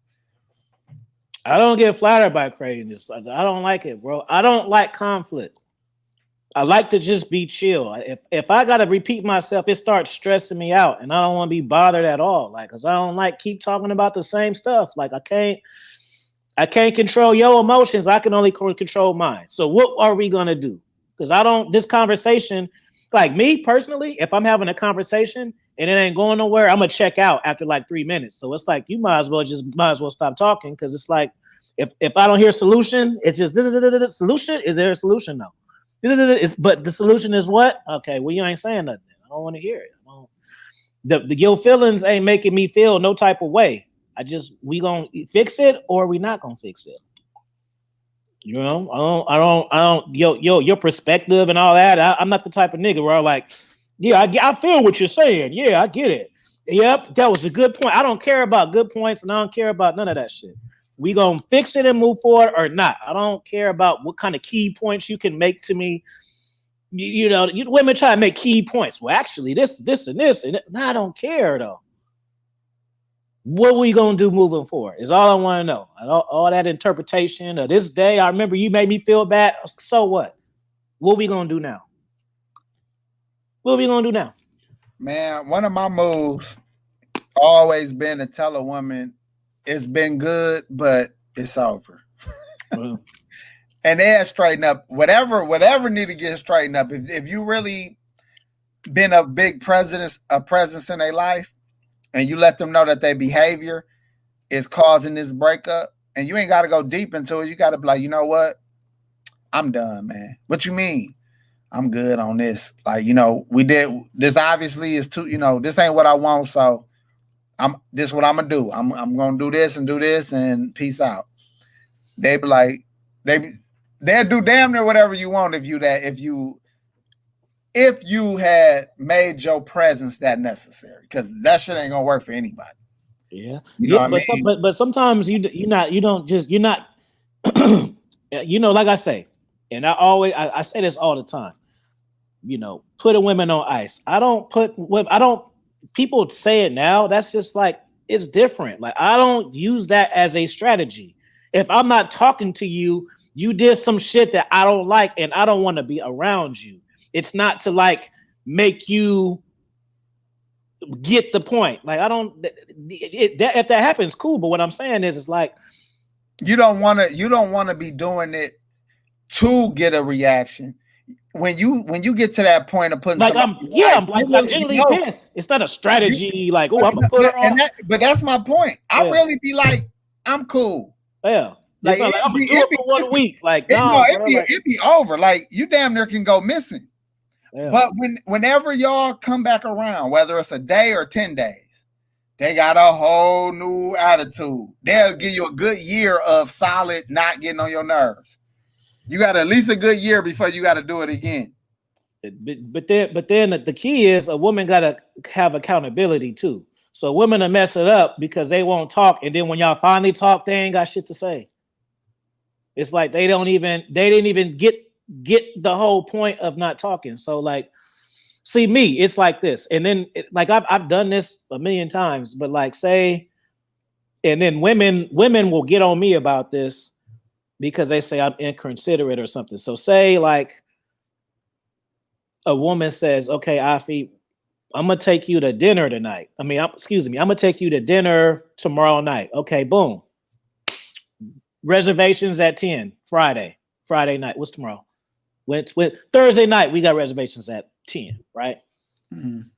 So then if I come home from work and you want some bullshit, we not going. I don't care about the obligation. Like I'm not gonna just be sitting up under you just so we can fulfill what we said. Like I don't want to go to dinner with you now. Doesn't matter. Oh, well, we got a reservation still. We got to go. No, we don't. You can go. Because I don't feel like being around. I don't care if you book Michael Jackson. You could have booked Michael Jackson you could have booked Michael Jackson live at the skating ring, back from the dead. If we get into it, I don't want to be around you. It's not like, oh, well, I gotta have integrity because so what, we gonna just sit there and be pissed? Like, no, I don't want, I'm cool. Bro, I caused a scene. My wife done got me out in public thinking it's all good. And then she wanted to hit me with something she knew I wasn't in the mood to talk about. Yeah. So you done waited till we done got here. I'm fitted. I'm planning my whole good night. Now we in the public. I'm embarrassing.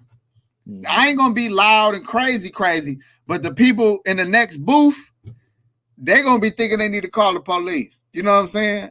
I'm not a physical dude, but again, that bitch word comes from my spirit. You know what I'm saying? So when I get upset, anybody else gonna be like, what's going on over here? Yeah. You know what I'm saying? Because now I'm like, I'm here trying to do what I thought good men do. You not realizing I'm not this nigga. I'm this nigga for you. But I'd rather be getting topped off with a drink in my hand somewhere else. Mm-hmm. You feel me? So either we're gonna be here and I'm dealing with this stupid shit, or I'm gonna be somewhere else. You're gonna be wondering where I'm at. I'm gonna have a drink in my hand, getting topped off. Yeah.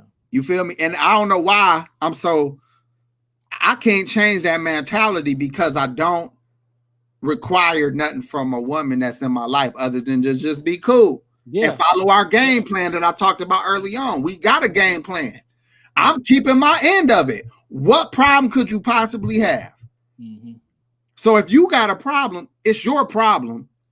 So you trying to address me about it is bothering me now, trying to make it my problem. Mm-hmm. And I'm telling you that this ain't in my game plan because plan B is to go get a drink in my hand. Yeah. Yeah, when you get to the point, like if I'm not talking to somebody, it's just because it's not because I'm a pimp or a king. It's just because I'm tired of going over the same. Like I'm not going to do that the first time. I don't expect you to know what I like and what I don't like because I'm just me.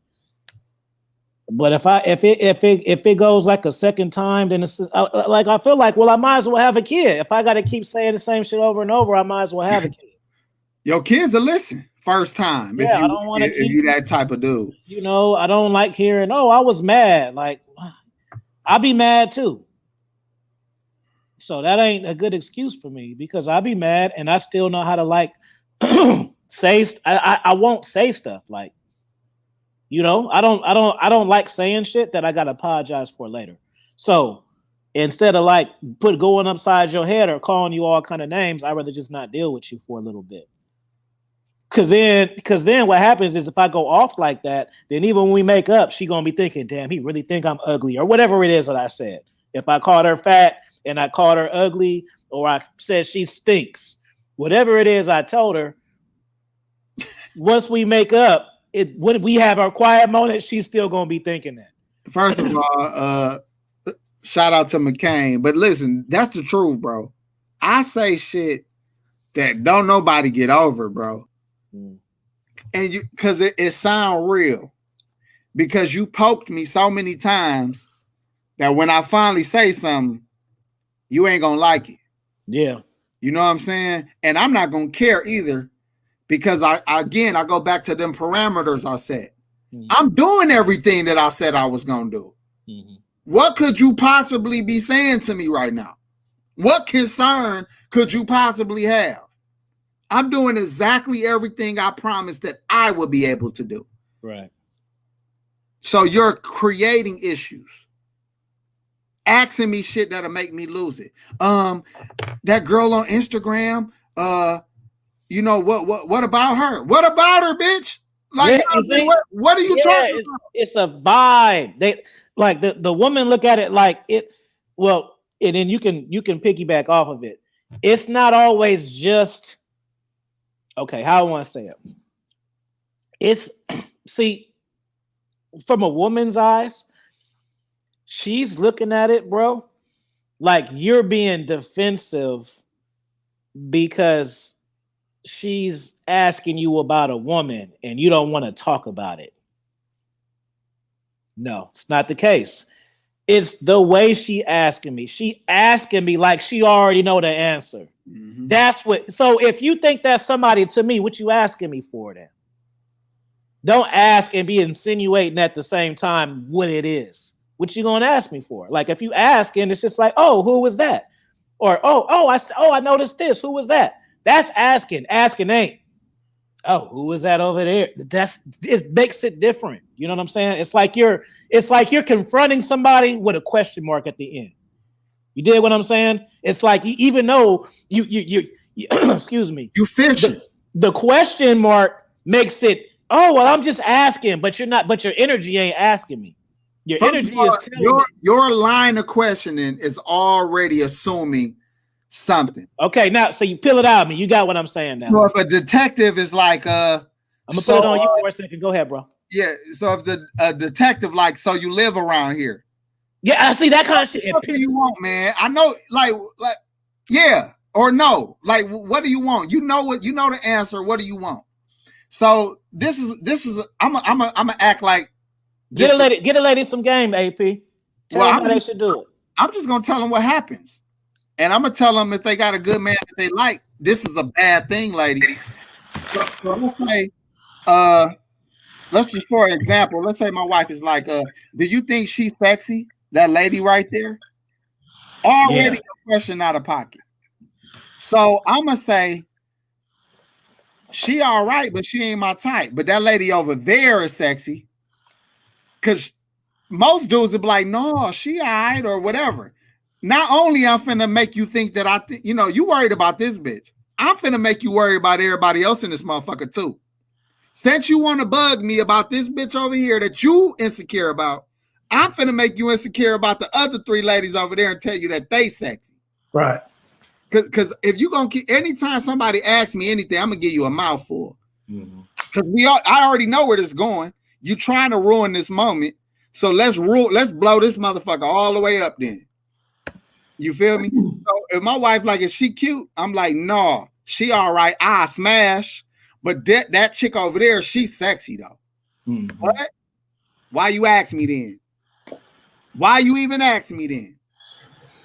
Look, you see what Millie said. She said we want you to confirm it. True, but sometimes the problem is. They want you to confirm what they think. What they think. Thank you, bro. They think, not what's happening. It's like, and then you don't confirm it, then they think you lying. Well, nigga, why you ask me? But bro, listen, Millie, because men do this shit to their women too.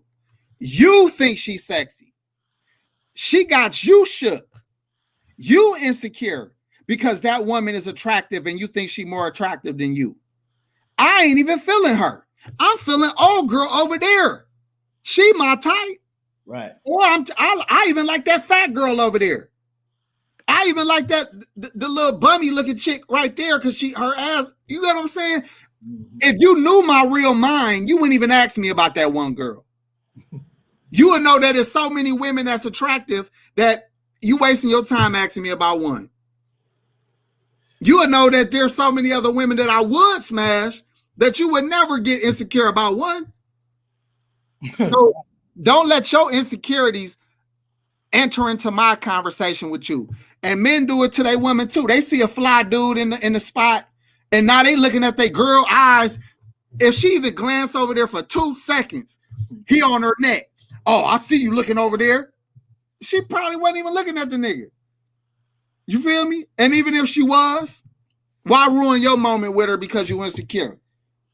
Because you felt like a boss player entered into the room. You must be on something personally. Right. You feel me? So but again, I said this earlier. You got to let women have their freedom if you gonna demand yours. Well, that's the thing, AP. I don't sweat chicks about. I'm hella not jealous. So that's why I hella don't like it, because I don't be in women's mix. Like, who is that? Why? I don't be tripping. So it's like, damn, can I get what I give you?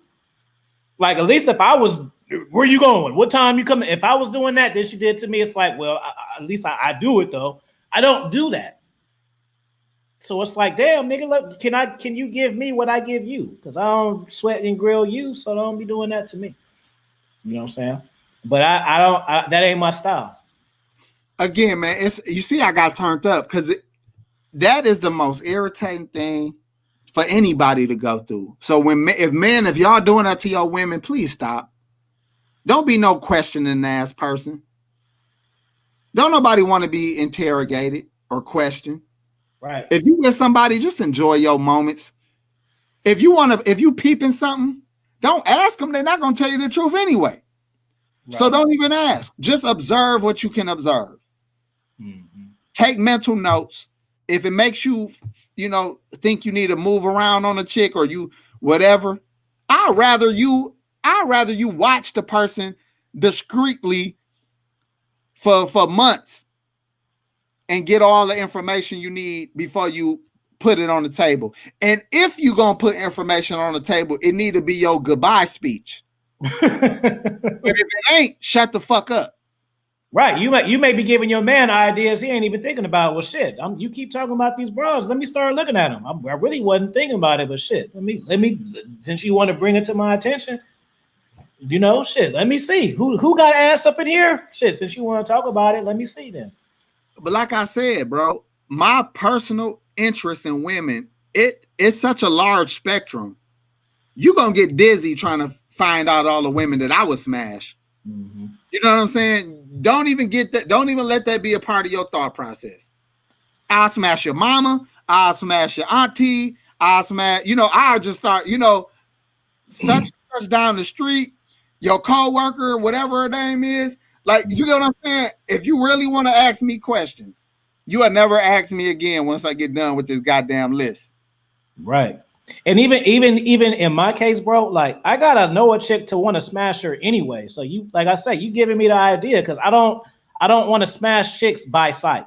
I mean, you have your moment if you see an ass like, ooh, I would hit that. But like if I get a phone number and I call a chick, I'm not like, ooh, I want to hit. I gotta see first. But look, that's who you are. But you getting questioned by a woman who assume you like most men, where you just a smash if somebody look a certain way. But she'll never stop asking you. She might even see a bitch in the corner with a book, and she'll be like, you probably want to smash her. She looks smart, don't she, Afi?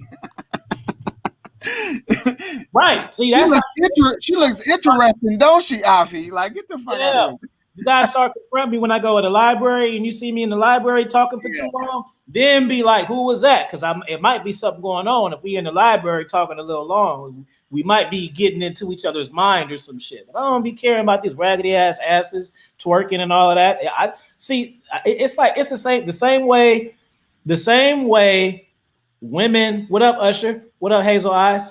The same way women look. Excuse me. Let me say high status women, or just those kind of women. The same way they look at dudes and validations is the same way I look at chicks. Like, I don't. Yeah, like if a chick's be like, "Ooh, you handsome," I don't be like, "Ooh, am I?" I'd be like, "Yeah, I know." Like, thanks for noticing. I already noticed that shit like 2 hours ago. Like, go ahead, thanks. You know what I mean? I don't.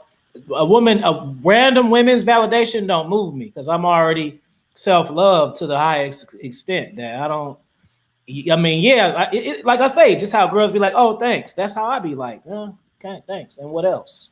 Oh, I like your eyes. Thanks. And what else? What else you want to say? Because I done heard that already. So I don't get moved easily by just meeting a new chick just because she think I'm cute or something. Or it'd be like, cool, like I expect you to think that because I think highly of myself. So if somebody thinks highly of me, I don't be like, wow, you think highly? Well, shit.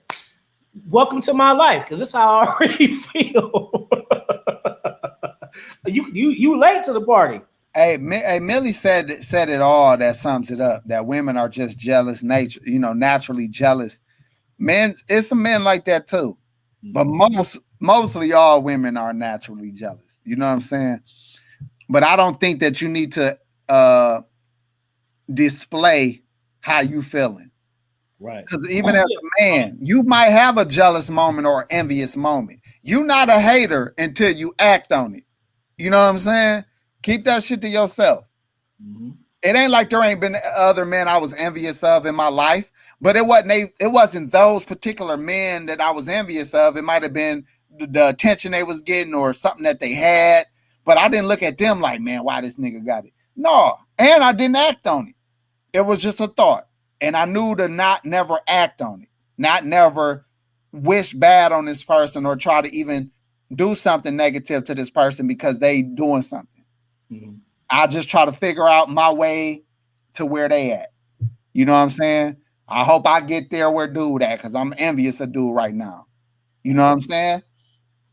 But women be jealous because they want all of your attention. You know what I'm saying? All of it. And then if you gave it to him, he just, oh my God. He don't give me no space. I can't do nothing. So that's why I tell fellas, man, never, if you trying to make a woman happy, you stupid nigga. Never try to make a person that can't be happy. Do whatever it is you want to do, however you want to do it. And within your mindset of what good treatment is, give a woman that you care about good treatment. As long as it doesn't overstep what you feel like is reasonable. Now, if they asking for more, you be like, hold up. I'm at my limit to give a fuck. I'm at my limit of good treatment. Anything else will actually be be tiresome to me. You asking for more than I'm willing to give or even have to give. Right. I can't let you stress me. You know what I'm saying? I will give you up until this level of good treatment. If you require more, we ain't suitable for each other. Right. But I'm not going to be trying to figure out the rest. Nah, bitch. This is where I'm at with it. Women need to understand, bro. The quickest way to get something from a man is just make him feel good and he'll want to do it. Quit asking him to do stuff and getting mad because he don't want to. Quit asking him. Like, that's just like if you go to work and you got a coworker that busts his ass and show you on his respect. Well, when it's his birthday, you're gonna want to buy them a drink. They ain't gonna ask, hey, it's my birthday. Can I get a drink out this month? Like they gonna want to. So the dudes, if you do the stuff, they want to do it. You don't keep asking. You need to do this. You need to do. You know what I mean? And like with the women, I'm in a case where, I like the qualities. I learned that lesson early, and like me, like, I always want to make it clear because I don't like being put in the box with all these cats. And so I'm considered to be red pill, but I've been always like this. So I'm saying that I didn't have no heartbreak or scorn, and now I'm on here hating women. That's not my thing. Like I'm used to chicks attention from women, bro. But this is before like sex and stuff was involved, so it wasn't just like a hitting involved. Women would like me when I was young, but when I didn't even want to have sex. I told y'all before, like I was late having sex to me, I started having sex at 16, but in my circle and stuff, people were having sex to 11, 12, 13. So that was considerably late to be in the 10th grade getting your first thing. But women like me the whole time. Like I was never fat and now I worked out. Now, yeah, these women would, now that I'm hot, it was never that. Chicks always like me. So I don't really value attention because I'm used to getting it. It's weird if I don't. It's not a big deal. You know what I'm saying? It doesn't float my boat. Like it doesn't make my day and shit. It'll make my day, bro. If a woman be like, hey, I like the way you talk. You say some interesting stuff. That'll be better than her saying I'm sexy. You better than me because I got attention my whole life too. And I still want that shit. Like I think I'll be looking at it like I don't require it from every woman I meet. I don't want to be sexy to every woman. I don't want to be this to every woman. But the women that are around me, I would be offended if she's not interested. Like you around me on a regular. You look at me in my eyes. You see me fresh as I can be sometimes. And you listening to my conversation. Mm-hmm. I'm letting you into my mind and my intellect. And you're not turned on. I'm gonna be offended. Like, how dare you, bitch? You know what I'm saying? I'm the shit. So it would fuck with my mind because I'm just that arrogant. You know what I'm saying? I'm so arrogant that if I've given you my attention and time and you not liking me, how dare you? So, but it wasn't never from no craving of it. Like I don't need everybody. I don't want to walk in a room and steal all the shine. I'm actually different in this way. I want to be in the cut. I want to be the best kept secret. I want women that do find me be like, oh my God. Like, you know what I'm saying? This boss ass nigga over here. So I want to be like the best kept secret. But the women that's around me, and if I find a woman that has spent time with me or talked to me and things like that, and they're not falling for me, I'll be like, is you retarded? You know what I'm saying? Like, what's wrong with you? Right. King Solomon says, the more the chick is into me, the better I smash. She deserves a great experience with someone she's really feeling physical. Yeah, I'm the same way, bro. Like I gotta be into a chick to smash, bro. You know, but that turns the moment up. You know, same thing with you. When you let a woman know her head fire, she goes in harder. Like, so y'all chemistry will make any experience popping. Even talking like you talking about, Afi. If you wanna, let's say y'all went out zip lining and y'all just vibing, y'all can have that euphoric feeling just because y'all both vibing so well. Mm-hmm. You know what I'm saying? That's where I'm at with it.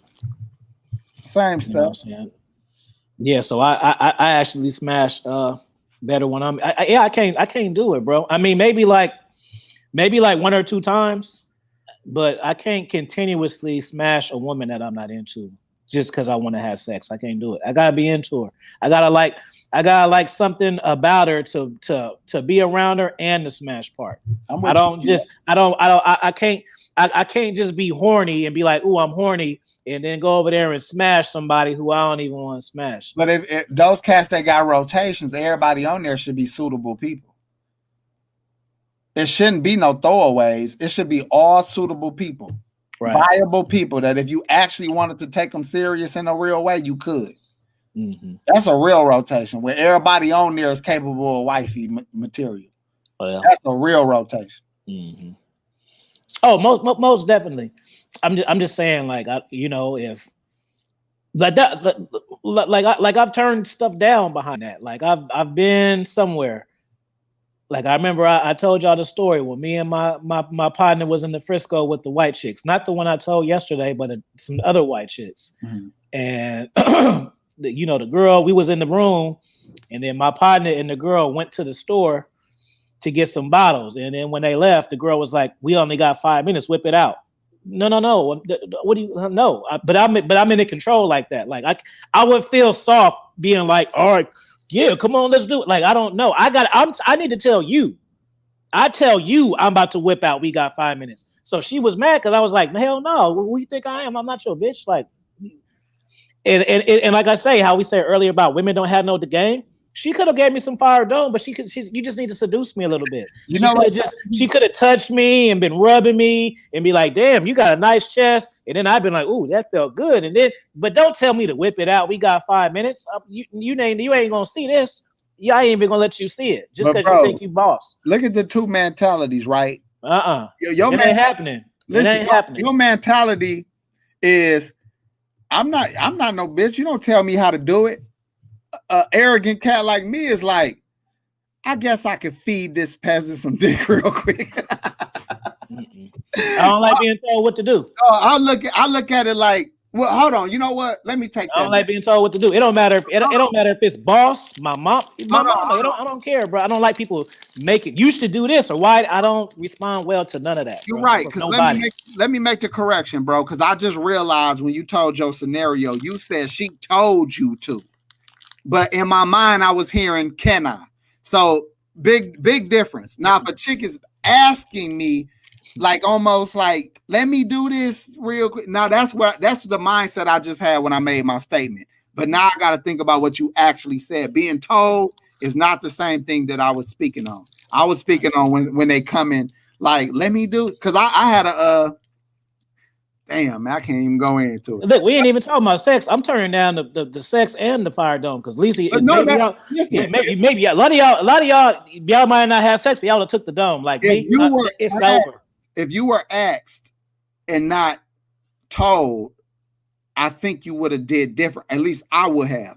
If you tell me I'm not moving because you told me. If you asking me on some humble, please, sir, let me suck on that thing. I'm a cold piece, bro. I literally have to be finessed to do stuff. That's what I'm talking about. But I'm saying, it's like rule. Like, if a woman hear me say that, she'll think, oh, why I gotta be all like that? I don't know why, but you do. Like, it can be a game. Like, even like if I hear a woman say something and she sound good, I feel it. I'd be like, ooh, shit.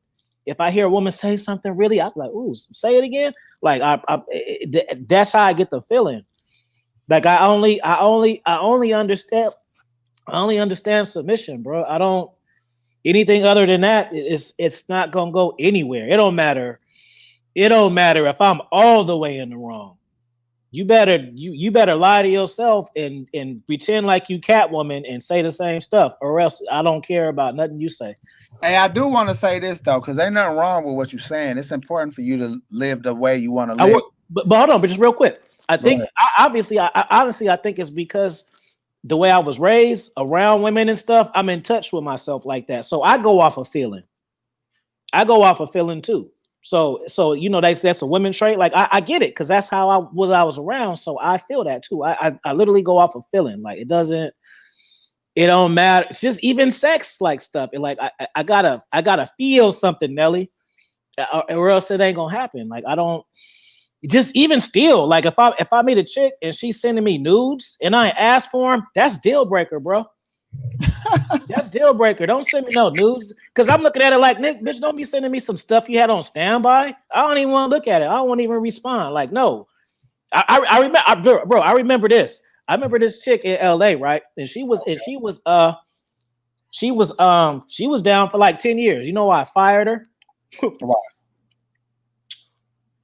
Because she was sending me videos and stuff, right? And she sent me like, so she was out of there for like 6 months. And she came back around. She talking about she missed me and stuff. So she started sending me these videos. I'm looking at them. All right, different color panties. She hit me up, didn't respond. And then I talked to her like a few days later, like, hey, how come I didn't hear from you? I sent you them pictures. Did you get them? I was like, yeah, I got them. And then she like, well, did you like it? Like, no, I didn't like it. Don't be sending me shit from other niggas. They're like, how you know I did that? I'm like, because you had a panty wardrobe change. That's why. First you had on blue, blue, blue, red, blue. Like, nigga, you sending me shit on standby. You better hit a photo shoot. I don't want that. I don't want something that you didn't send to somebody else. You know what I'm saying? The whole point of you sending me pictures like that is to make me feel somewhat significant or special. And the gesture is ruined when I know somebody else got it. That's just me though. Hey, ain't nothing wrong with what you're saying. I think because I don't be caring, I don't care. I don't care what you do, how you do it. Definitely care. I'm so into my own mind and my own comfort. I don't care what you do.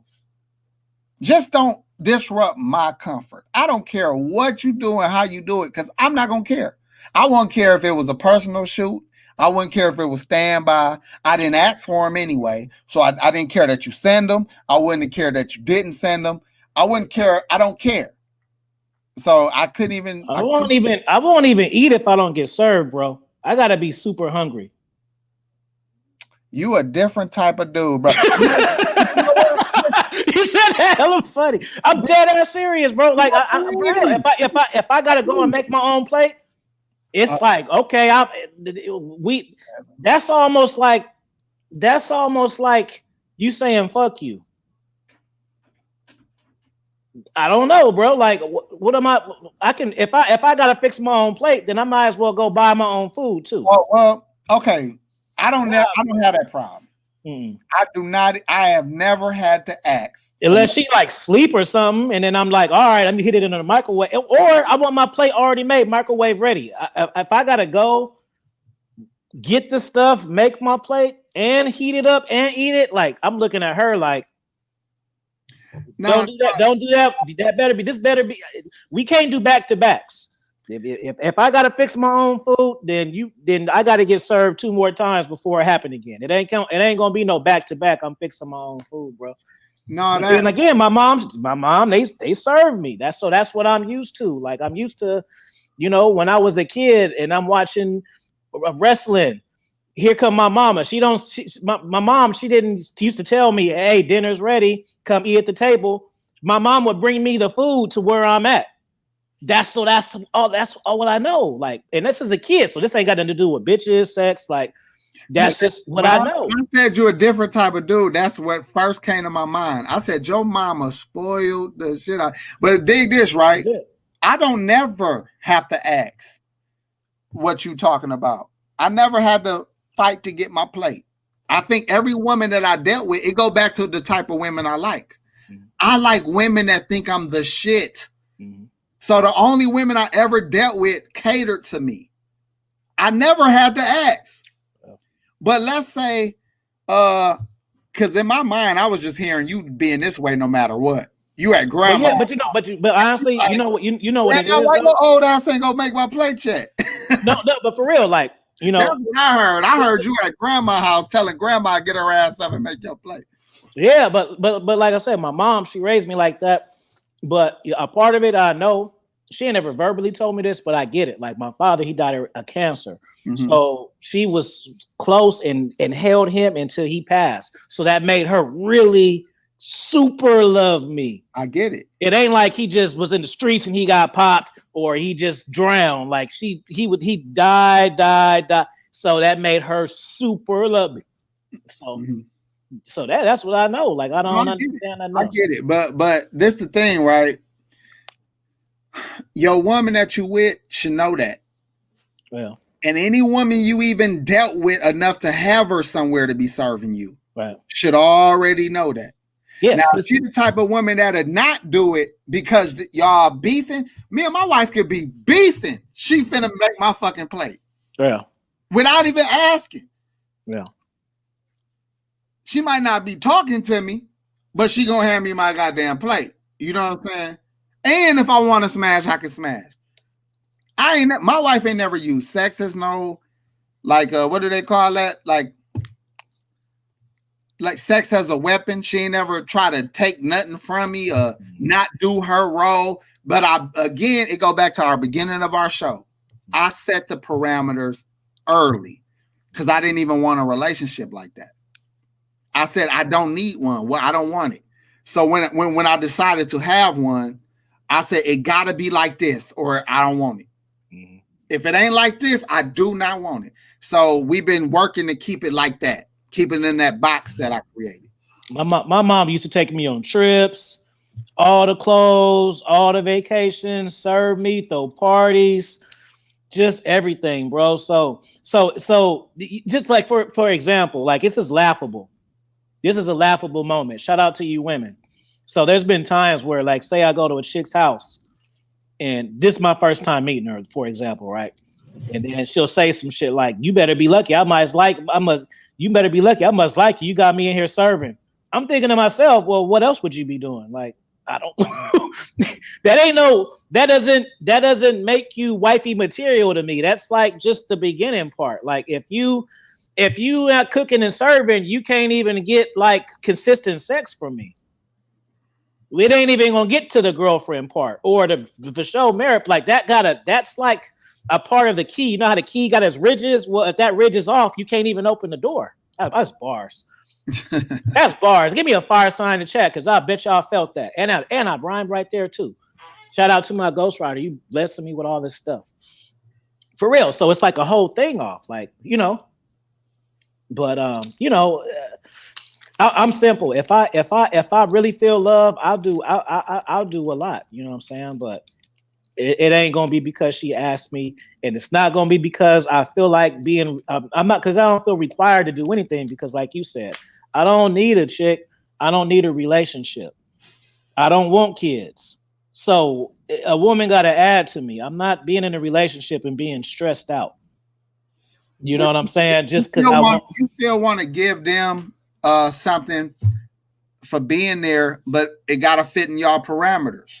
I keep going back to it because that's the game I want people to take from this conversation. The woman needs to agree. You need to agree on what the parameters are. Mm-hmm. And anytime somebody outside of that box, let them know, like, hey, this is the only box we got. Now, either we can redraft this motherfucker and come up with a different box, or you ain't, you might get too far out this box that you're not allowed back in it. Well, and even before, it got to be a year of that. I don't fall for that 6 months honeymoon stuff. You gotta be putting that in for a year at least.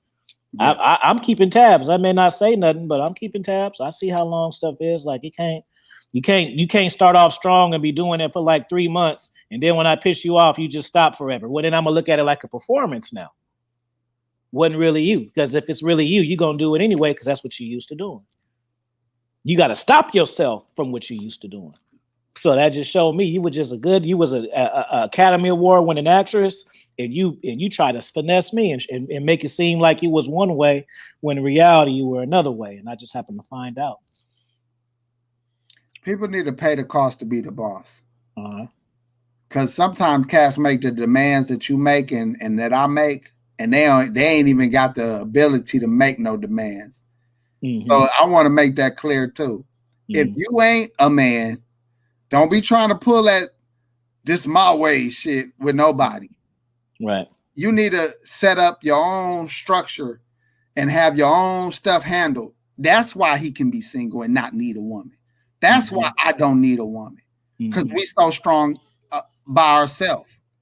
Some of y'all ain't strong by yourself, so don't go in here talking it's like this and it ain't like that.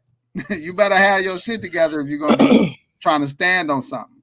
Well, them gonna be messing up with me, bro, because sometimes, like me, I have something lined up, but the thing is, I won't let them know that, and then they'll ruin it, because I don't want to bribe people, so I'm not gonna tell the woman, hey, like, okay, say she like I don't know, steak dinners, so I'm not gonna tell her, oh, if you act right for 2 whole weeks, I'm gonna take you for a steak dinner. I'm just telling myself that if she act right, then I'm gonna do this, and then sometimes it might be a day before.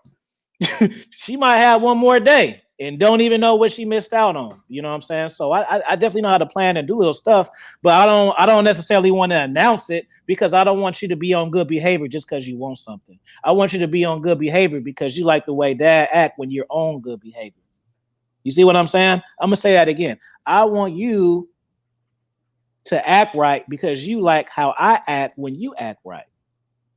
Not because you want this new purse, and I told you, if you be good, baby, I'll get it for you on your. I don't want to do it like that. Even if I am gonna get it for you on your birthday, I don't want to hold it over your head and then babe, and you doing all this cooperation because you're gonna get something at the end. Like, you got to get something, but you don't even know something coming. And that's how I kind of can tell who appreciate what and not. You know what I'm saying? Like, I'm not gonna just, even if even if somebody asks me for something, and maybe this is not good, but I'm gonna give it to them, but I'm not gonna give it to them when they ask, because I don't want them to expect it. If you say you need a red notebook and you want a red notebook, I get you a red notebook, but I may not go run to the store and get it just because you asked me right there. I may want to surprise you with it and just do something like, oh, boom, hey, go get me that pen out the drawer, and then she see the red notebook. Yeah, stuff like that. You know what I'm saying? But I don't know. It just seemed like women be having too much of this. They don't even be knowing. But then again, like I say, I don't move to where I make announcements. I just kind of keep tabs and just see what I want to whoop out. Like there's certain things that, I know, even like sex stuff. Like I don't go down on chicks. But if I met one and she was really submissive and for a long period of time, I would maybe sacrifice it and just hook her up. But it ain't, but not because she asked me. You want to do it, bro? Well, no. But what I'm saying is I would want to do it because she been putting in work consistently with no bullshit, and I know that it means a lot to her. So all I'm doing is just doing this. I don't have to go to the ATM or nothing. So why not? But not because, she asked me because I'm horny. I need my stuff licked. Okay, well, then you better go get your fingers in some of this water or something. It's like having a good ass child that you want to buy them their first car because they've been such a good child. Thank you. Perfect example right there. Another child where but I'm not gonna tell them. But I'm not gonna tell them if you do this, I'm gonna get it. I just want to watch you you never gave me trouble. You always was on point. You always took care of your business. That and without you knowing, I'm gonna surprise you with a car. Mm-hmm. I dig that. Yeah, man. I remember I told you I was supposed to go on a skydive day. I was mad I had to charge that to the game, bro. Mm-hmm. I was hella looking forward to jump out of the plane. You know what I'm saying? But it was some weird stuff going on. My integrity wouldn't let me do it. Yeah. Like you was on some weird, I don't care if I reserved it already. Your attitude and stuff, I ain't gonna feel right driving there in the car for 2 hours to take you to do that. Bro, it's people that don't even cancel their wedding. But the woman done acted a plumb fool. I can't do it. You need to be able to cancel your whole wedding. Like, nah, bitch. It'll eat away at me, bro. Go ahead. It'll eat at my skin. Like I don't. You talking that stuff? So it's like basically, I feel that same energy that you had yesterday. Just because you went to sleep and woke up and washed your face, I still see you as how you left with that energy. You ain't never apologized for it. You don't just wake up and just because the next day it's over. Not to me. It need to be addressed and explained. Not just have sex and then we forgot about it. No. I want to hear why things happen. Your accountability. That's another thing. Like no accountability. Like that's major, bro. Because I don't want to hear a excuse every time. Like there's not always a reason. Oh, I cheated on you. Oh, well, that's because you neglected me. Oh, I did. Oh, well, I don't want to hear just you fucked up sometimes. Sometimes you make bad decisions. And sometimes that's the best answer. Sometimes that's all I want to hear is, babe, I fucked up. I shouldn't have said that. Not, well, if you can have an attitude too. Oh, my nigga, what? Shout out to administrator, babe. I see you, babe. Yeah, I don't. No, you're absolutely right, bro. But like I said, them parameters, man, I'm going to say it 1,000 times. If you're doing your job and everybody know what their job is, you shouldn't be having no problems. Yeah. You know what I mean? I gave you simple jobs. You gave me simple jobs. Mm-hmm. What's the problem? Yeah, bro. I'm like that on the workforce, like I always did my part.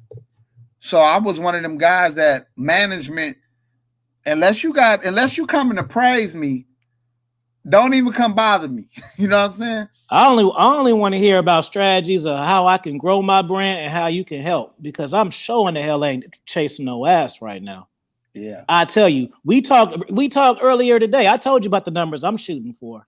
Yeah. That ain't got nothing to do with new cheeks. And you can do that easily too. New cheeks ain't gonna get me that. I'm focused on growth. So what kind of YouTube strat? You did some research. You want to tell me that's what I want to hear. Okay. Well, let me, you got your consultations. All right. Well, boom, let me schedule it down. So that's what I want to hear. I don't want to hear about nothing about no chicks. I don't even want to hear nothing about nothing. Bro, AP, what did I tell you earlier before we even got off here? Didn't I tell you this? This is all I do. Facts or not facts? Facts. Everything that I do now in life it's centered around YouTube, it's centered around branding, and it's centered around growing. You got a very achievable goal and strategy. Yeah, bro. And as long as nobody get in your way, I don't see why you won't be everything that you said you wanted to do. Right. You know what I'm saying? I ain't thinking about no woman, bro. Every day I'm just dreaming about this money, man. I'm dreaming about living Bali and getting the PayPal for 5 or 6 digits. But see, you married. I mean, I'm married. You not married. So yeah. I started to have tunnel vision on my success and things that I'm doing. I had to check myself. Right. Because I started realizing that when my wife needed some attention, it annoyed me because I'm like, you taking me away from what I'm trying to do. But then I'm thinking like, wait a minute, I forgot to include her. You know what I'm saying? Because that's my downfall though, bro. Yeah, but with mine, I should include her because I got one of them women, like you mentioned, that's trying to add. Like, what you need? She just ordered me a new light for my camera, when I'm doing these videos. So she always is, without being asked, what can I do to be a part of what he's doing? You know what I'm saying? Sometimes she can't find a spot, and that actually bothers her because she wants to be a part of everything I'm doing. Right. But she always been supportive as far as wanting to add. Her personality, though, is what I had to let her know. And this for any woman, don't think you supporting by buying a light, but then having a attitude about him using the motherfucker. You know what I'm saying? Make sure that you stay. Your personality got to fit your actions too. If you handing out flyers, your man a rapper, you handing out flyers for his concert. Don't be handing them out with no attitude. Like, I hope don't nobody come to this motherfucker. You know what I'm saying? That ain't support. You know what I'm saying? Support is, my man dope. You gotta come see him. Yeah. Even if you don't want, even if you don't even you don't want him to do it, but you better act like it. Right. But you know what? Real fast, I brought that up for a reason because I just want to tell you guys in the chat. That's not no shit that I'm just saying to make y'all niggas feel good and inspire you. Like I said, I was talking to my man AP and we talking numbers. Like, this is not just for show. I'm literally obsessed with my goals and I don't care about nothing else. So I'm saying, like, we wouldn't have been chopping up about girls and stuff. Like, I'm saying, I want to do this step gonna mean this gonna equal that. That's all. So anything other than that, it's not gonna work for me because I don't care about nothing else. The family stuff, the relationship stuff, the kid, it gotta fit into this. And let me tell you something else, bro. And this is what my wife knows now. Just because we talk about relationship stuff, that's because we got a wealth of knowledge in that department. Not because that's where our focus is. My focus is my 45-year-old retirement. Right. I don't care about nothing else. You know what I mean? And then my goals, which is the topic, my goals for my relationship is to be an old nigga with my wife. Literally just be an old nigga with my wife. That's my goals. So I want to get there. The quicker I can get there and retire is more free time to enjoy my wife and my own hobbies. Look, you know how exciting and life-changing it is, bro, to know the kind of money I can make and I ain't got to go back to school and take tests to get there, or I ain't got to deal with people I don't want to deal with to get there. All I got to do is just keep doing this, and that's it. And then when it grows, everything grows. Yeah. Everything grows. The more people watch, the more super chats you get, the more AdSense you get, the bigger you get. Then you get endorsed, like everything. It all comes. Like I said, boom. If I'm getting 10 bands every month, guess what? So that's more than 120,000. Because guess what? I can get 3 or 4 rental properties in a year, or I don't even know Bitcoins and stuff like that. But if I'm getting a guaranteed twin 20 to the PayPal, I'm gonna find out. You know what I'm saying? I'm like, well, shit. I got this 20 right here. Let me just see what it do. It ain't I'm telling y'all now, boom. if y'all see me bubble like some of these other cats where I'm doing them big numbers like that, I'm gonna have land in Africa. I'm gonna be on some other stuff. Mm-hmm. You feel me? I'm already accumulating things now, but I'm talking about you give me the funds too. You give me some money coming in quick. I'm gonna double that, triple that every time I get a bag. Easily. Shout out to King Solomon. He said, I know the feeling. I'm in love trying to achieve my goals. And guess what, bro? That's how come when I didn't talk to you for a minute, because I already knew that, nigga. You didn't have to tell me that. I wasn't like, damn, I wonder why King Solomon is MIA. I hope he's okay. I know you okay, because I'm doing the same thing. I get it. You ain't gotta tell me. When you tell me you gotta go and you gonna fall back, like you told me, I knew it was serious because that's what I'm doing too. You ain't gotta break down the stats for me. So I feel it because I'm telling you, like a lot of people, bro, they think they on their purpose or their passion, but they really not. It's a difference. I thought I was on my purpose too before this, and I compare the difference. Just because I was working towards something, that was a cool little feeling too, but it ain't this feeling right here. It ain't this feeling right here, bro. Like I say, I could live from my computer and chill and talk shit and meet cats and travel. That's all I want to do. That's all I want to do anyway. And I ain't got to deal with no kids, and I ain't got to deal with no boss. This exciting, bro. It's like you in control of your own stuff, and it ain't no ceiling. It ain't max out at 250. It can max out on however much. It could be 1 million this year, 2 million. It don't matter. Like, so that's why I'm excited. It ain't because I want to fuck more hoes. If y'all niggas thought that, it's because, man, like, because I could change my whole life and don't gotta like do nothing crazy that I don't want to do and make all I'm doing is sacrificing all my time. That's it. Only thing I'm doing is sacrificing my whole time. I can live with that. You know what I'm saying? Hey, bro, I don't want to stay on too long because I'm about to eat. Wifey about to go make my plate. But dig this, right? You talked to me about books, what, a month ago or 2 months ago? When you think you gave me the book game? What is this month? November? Yeah. No, it's just December. December. Let me see. July, August, September. Probably October. So within a couple months, and me and Afi talked about goals we had. When I first talked to him, I said I see him being the Breakfast Club of this movement. And see what I'm saying? And he didn't. Hold on. But it ain't like I said that and you said, "Hey, I agree, bro." Like, no, you said that to me without me saying anything. Listen, one thing I know from being my age, every time I saw a certain, I'm from Milwaukee, right? Devin Harris is my age. We grew up together, that played for the Mavericks. Mm-hmm. I watched what he did while we was BSing. And anytime you work hard at something, you end up progressing. Rodney Buford, another hooper that played for the Knicks, I watched what he was doing while we was BSing. Mm-hmm. So that's just basketball. I know all the dudes I knew that was taking school serious. I know what they did.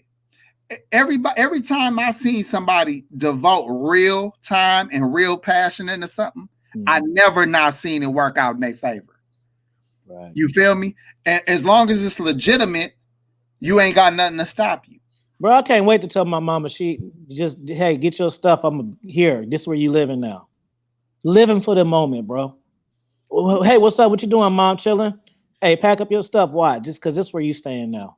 I got to move my mama out the hood to still a hood, just a better hood. Yeah. But I still felt good, bro. I felt like, dude, finally I'm telling you, it's a difference between wanting that. I said living for that. Now I want to buy my mama a house. No. I'm living for that. Mm-hmm. Difference. You put some respect on the passion. Living for it and wanting it is two different things. Oh, but let me finish my point because I forgot. Mm-hmm. We had that conversation about our goals and we mapped out some things. Both had our own different goals. Mm-hmm. And I believe that this brother can do it. And I just want to be around. You know, I don't even want the same thing he wants. My goals are completely different. Mhm. But I really want to see him do it, and I want to be around when he do it. You will, because it's gonna get done. Me, I got a whole new game plan. My game plan is to get all my ducks in a row so when I'm 45, I can fall back. He gave me the book game. I got a book coming out this weekend within a couple months of talking to this brother. In a whole different lane from Afi, my books are fiction. You know what I'm saying? I came on some creative stuff. I'm tapping into the women, to the romance, to the erotica. That's the lane I'm in right now.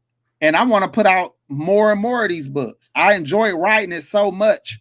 And I didn't realize the talent that I have for telling these stories. I want to keep putting them out. Right. But this all came from Lil Seed Song, my own goals, getting with the right people, encouraging each other to do more instead of hating on one another. Right. You feel me? And guess what? If Afi blows up, more so, because I feel like he already doing well, I get to be his homie. That's all I want. You a real one. You a real one. You a real one. That's real talk, bro. I mean, I'm telling you, man, it's just a different feeling, bro. Like just knowing you in charge and knowing, just like books, like even AP, he said it, but you ain't the only one that said it. Like, man, you need to hold off and put the books out slower. Guess what? Nigga, I got fire game. I still got way more shit I need to say. I got see a lot of niggas, they got one book in them and that's it. They got one life story or one how-to book. I can't help it that I'm creative, fool, so I can keep going. It ain't like, ooh, after I drop this new one, then I'm gonna be head stuff. Like, no, I got a book written in my head already. But this is my point, right? I can't help it. Yeah. Once they written and you have them, they're there. You got them. But dropping them, this is the only thing I'm concerned with. I got a buddy of mine. He always giving me his music. I think he talented.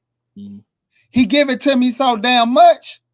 I'm like, nigga, I don't feel like listening to another song. Right. You know what I'm saying?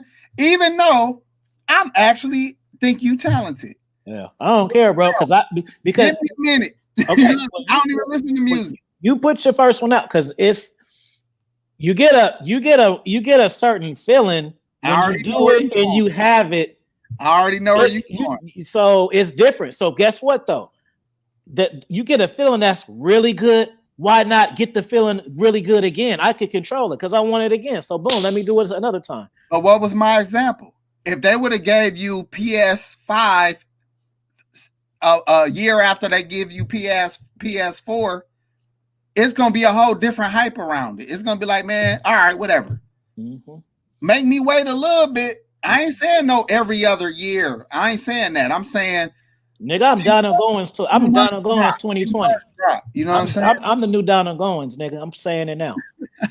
So we don't. So I'm saying I'm gonna be this generation's down on Goins.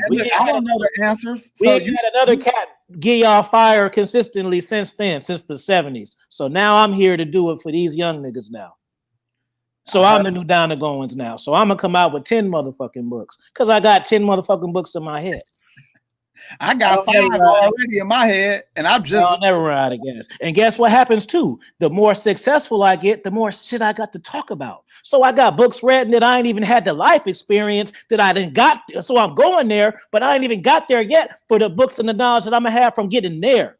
That's game. You see, that's what I'm saying. That's how I feel.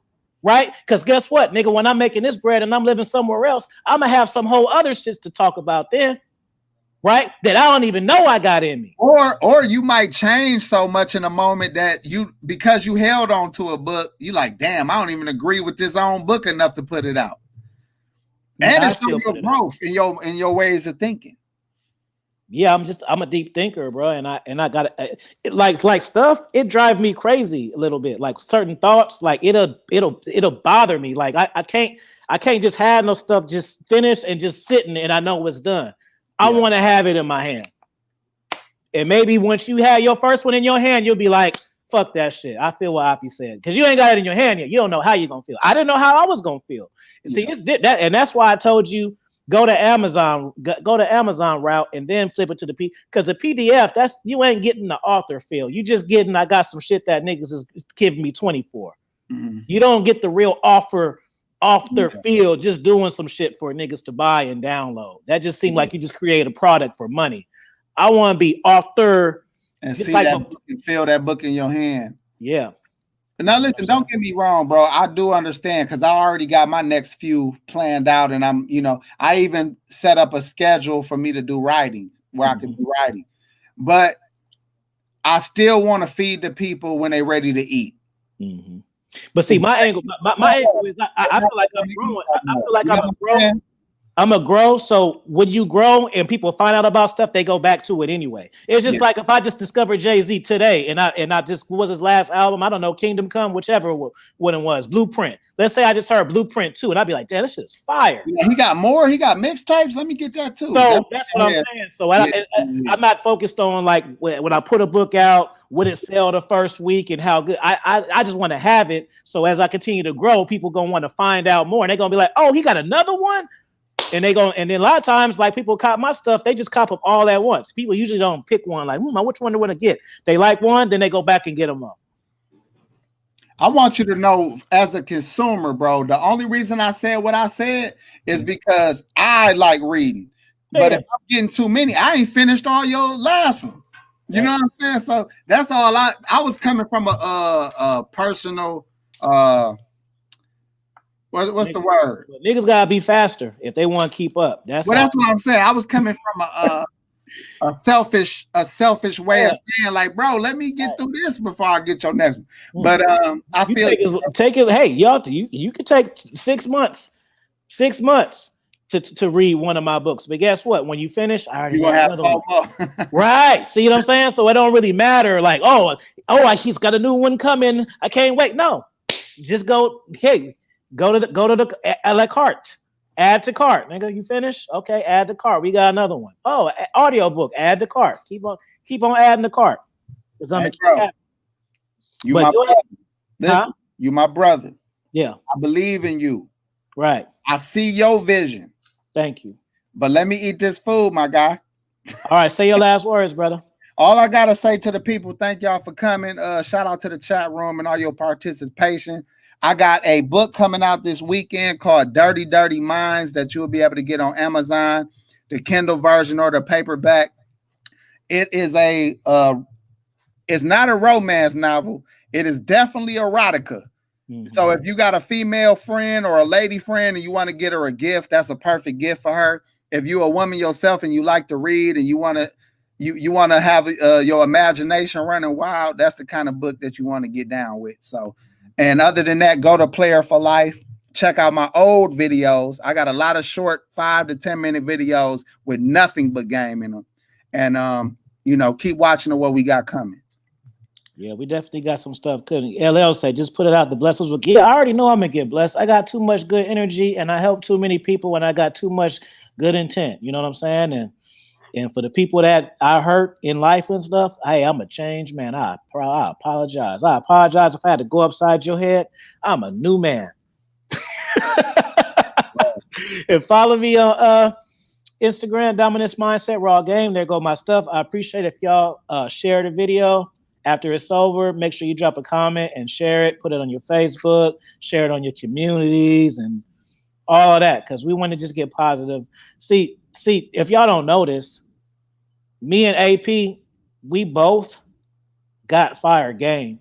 But I think the reason y'all like the comp, because y'all don't even realize that we got a good positive vibe together. And I think that's something that happens that y'all might not even realize is happening. You know what I'm saying? So sometimes you like stuff and you don't even know why. It ain't because we both light skinned. Ain't nobody out here faking with each other either. Right. Ain't nobody changing up to appease the other person. Or you don't agree or I don't agree. We just don't agree. Or out stunt. I hate when niggas try to stunt me and shit. Like, cause it's a lot of stuff I can say and I don't even say it. But then when I feel a nigga on there trying to like say his stuff, like, yeah, and then he wanted me to go on my turn, bro. We can't even really go. I'm just trying to be conservative because I'm a host of a show. But sometimes you really don't want to go bar for bar with me because it's stuff that I didn't did that I ain't even said on here. You know what I mean? So I just like that. Like we ain't, oh, you did this AP. That's my turn. Like I don't like that type of shit. You know what I'm saying? And sometimes I do interviews and shit. I get a little of that vibe. And it's like, my nigga, I'm chilling. I don't really care if you got more money than me or you doing, that's you. Cause I'm happy my own self.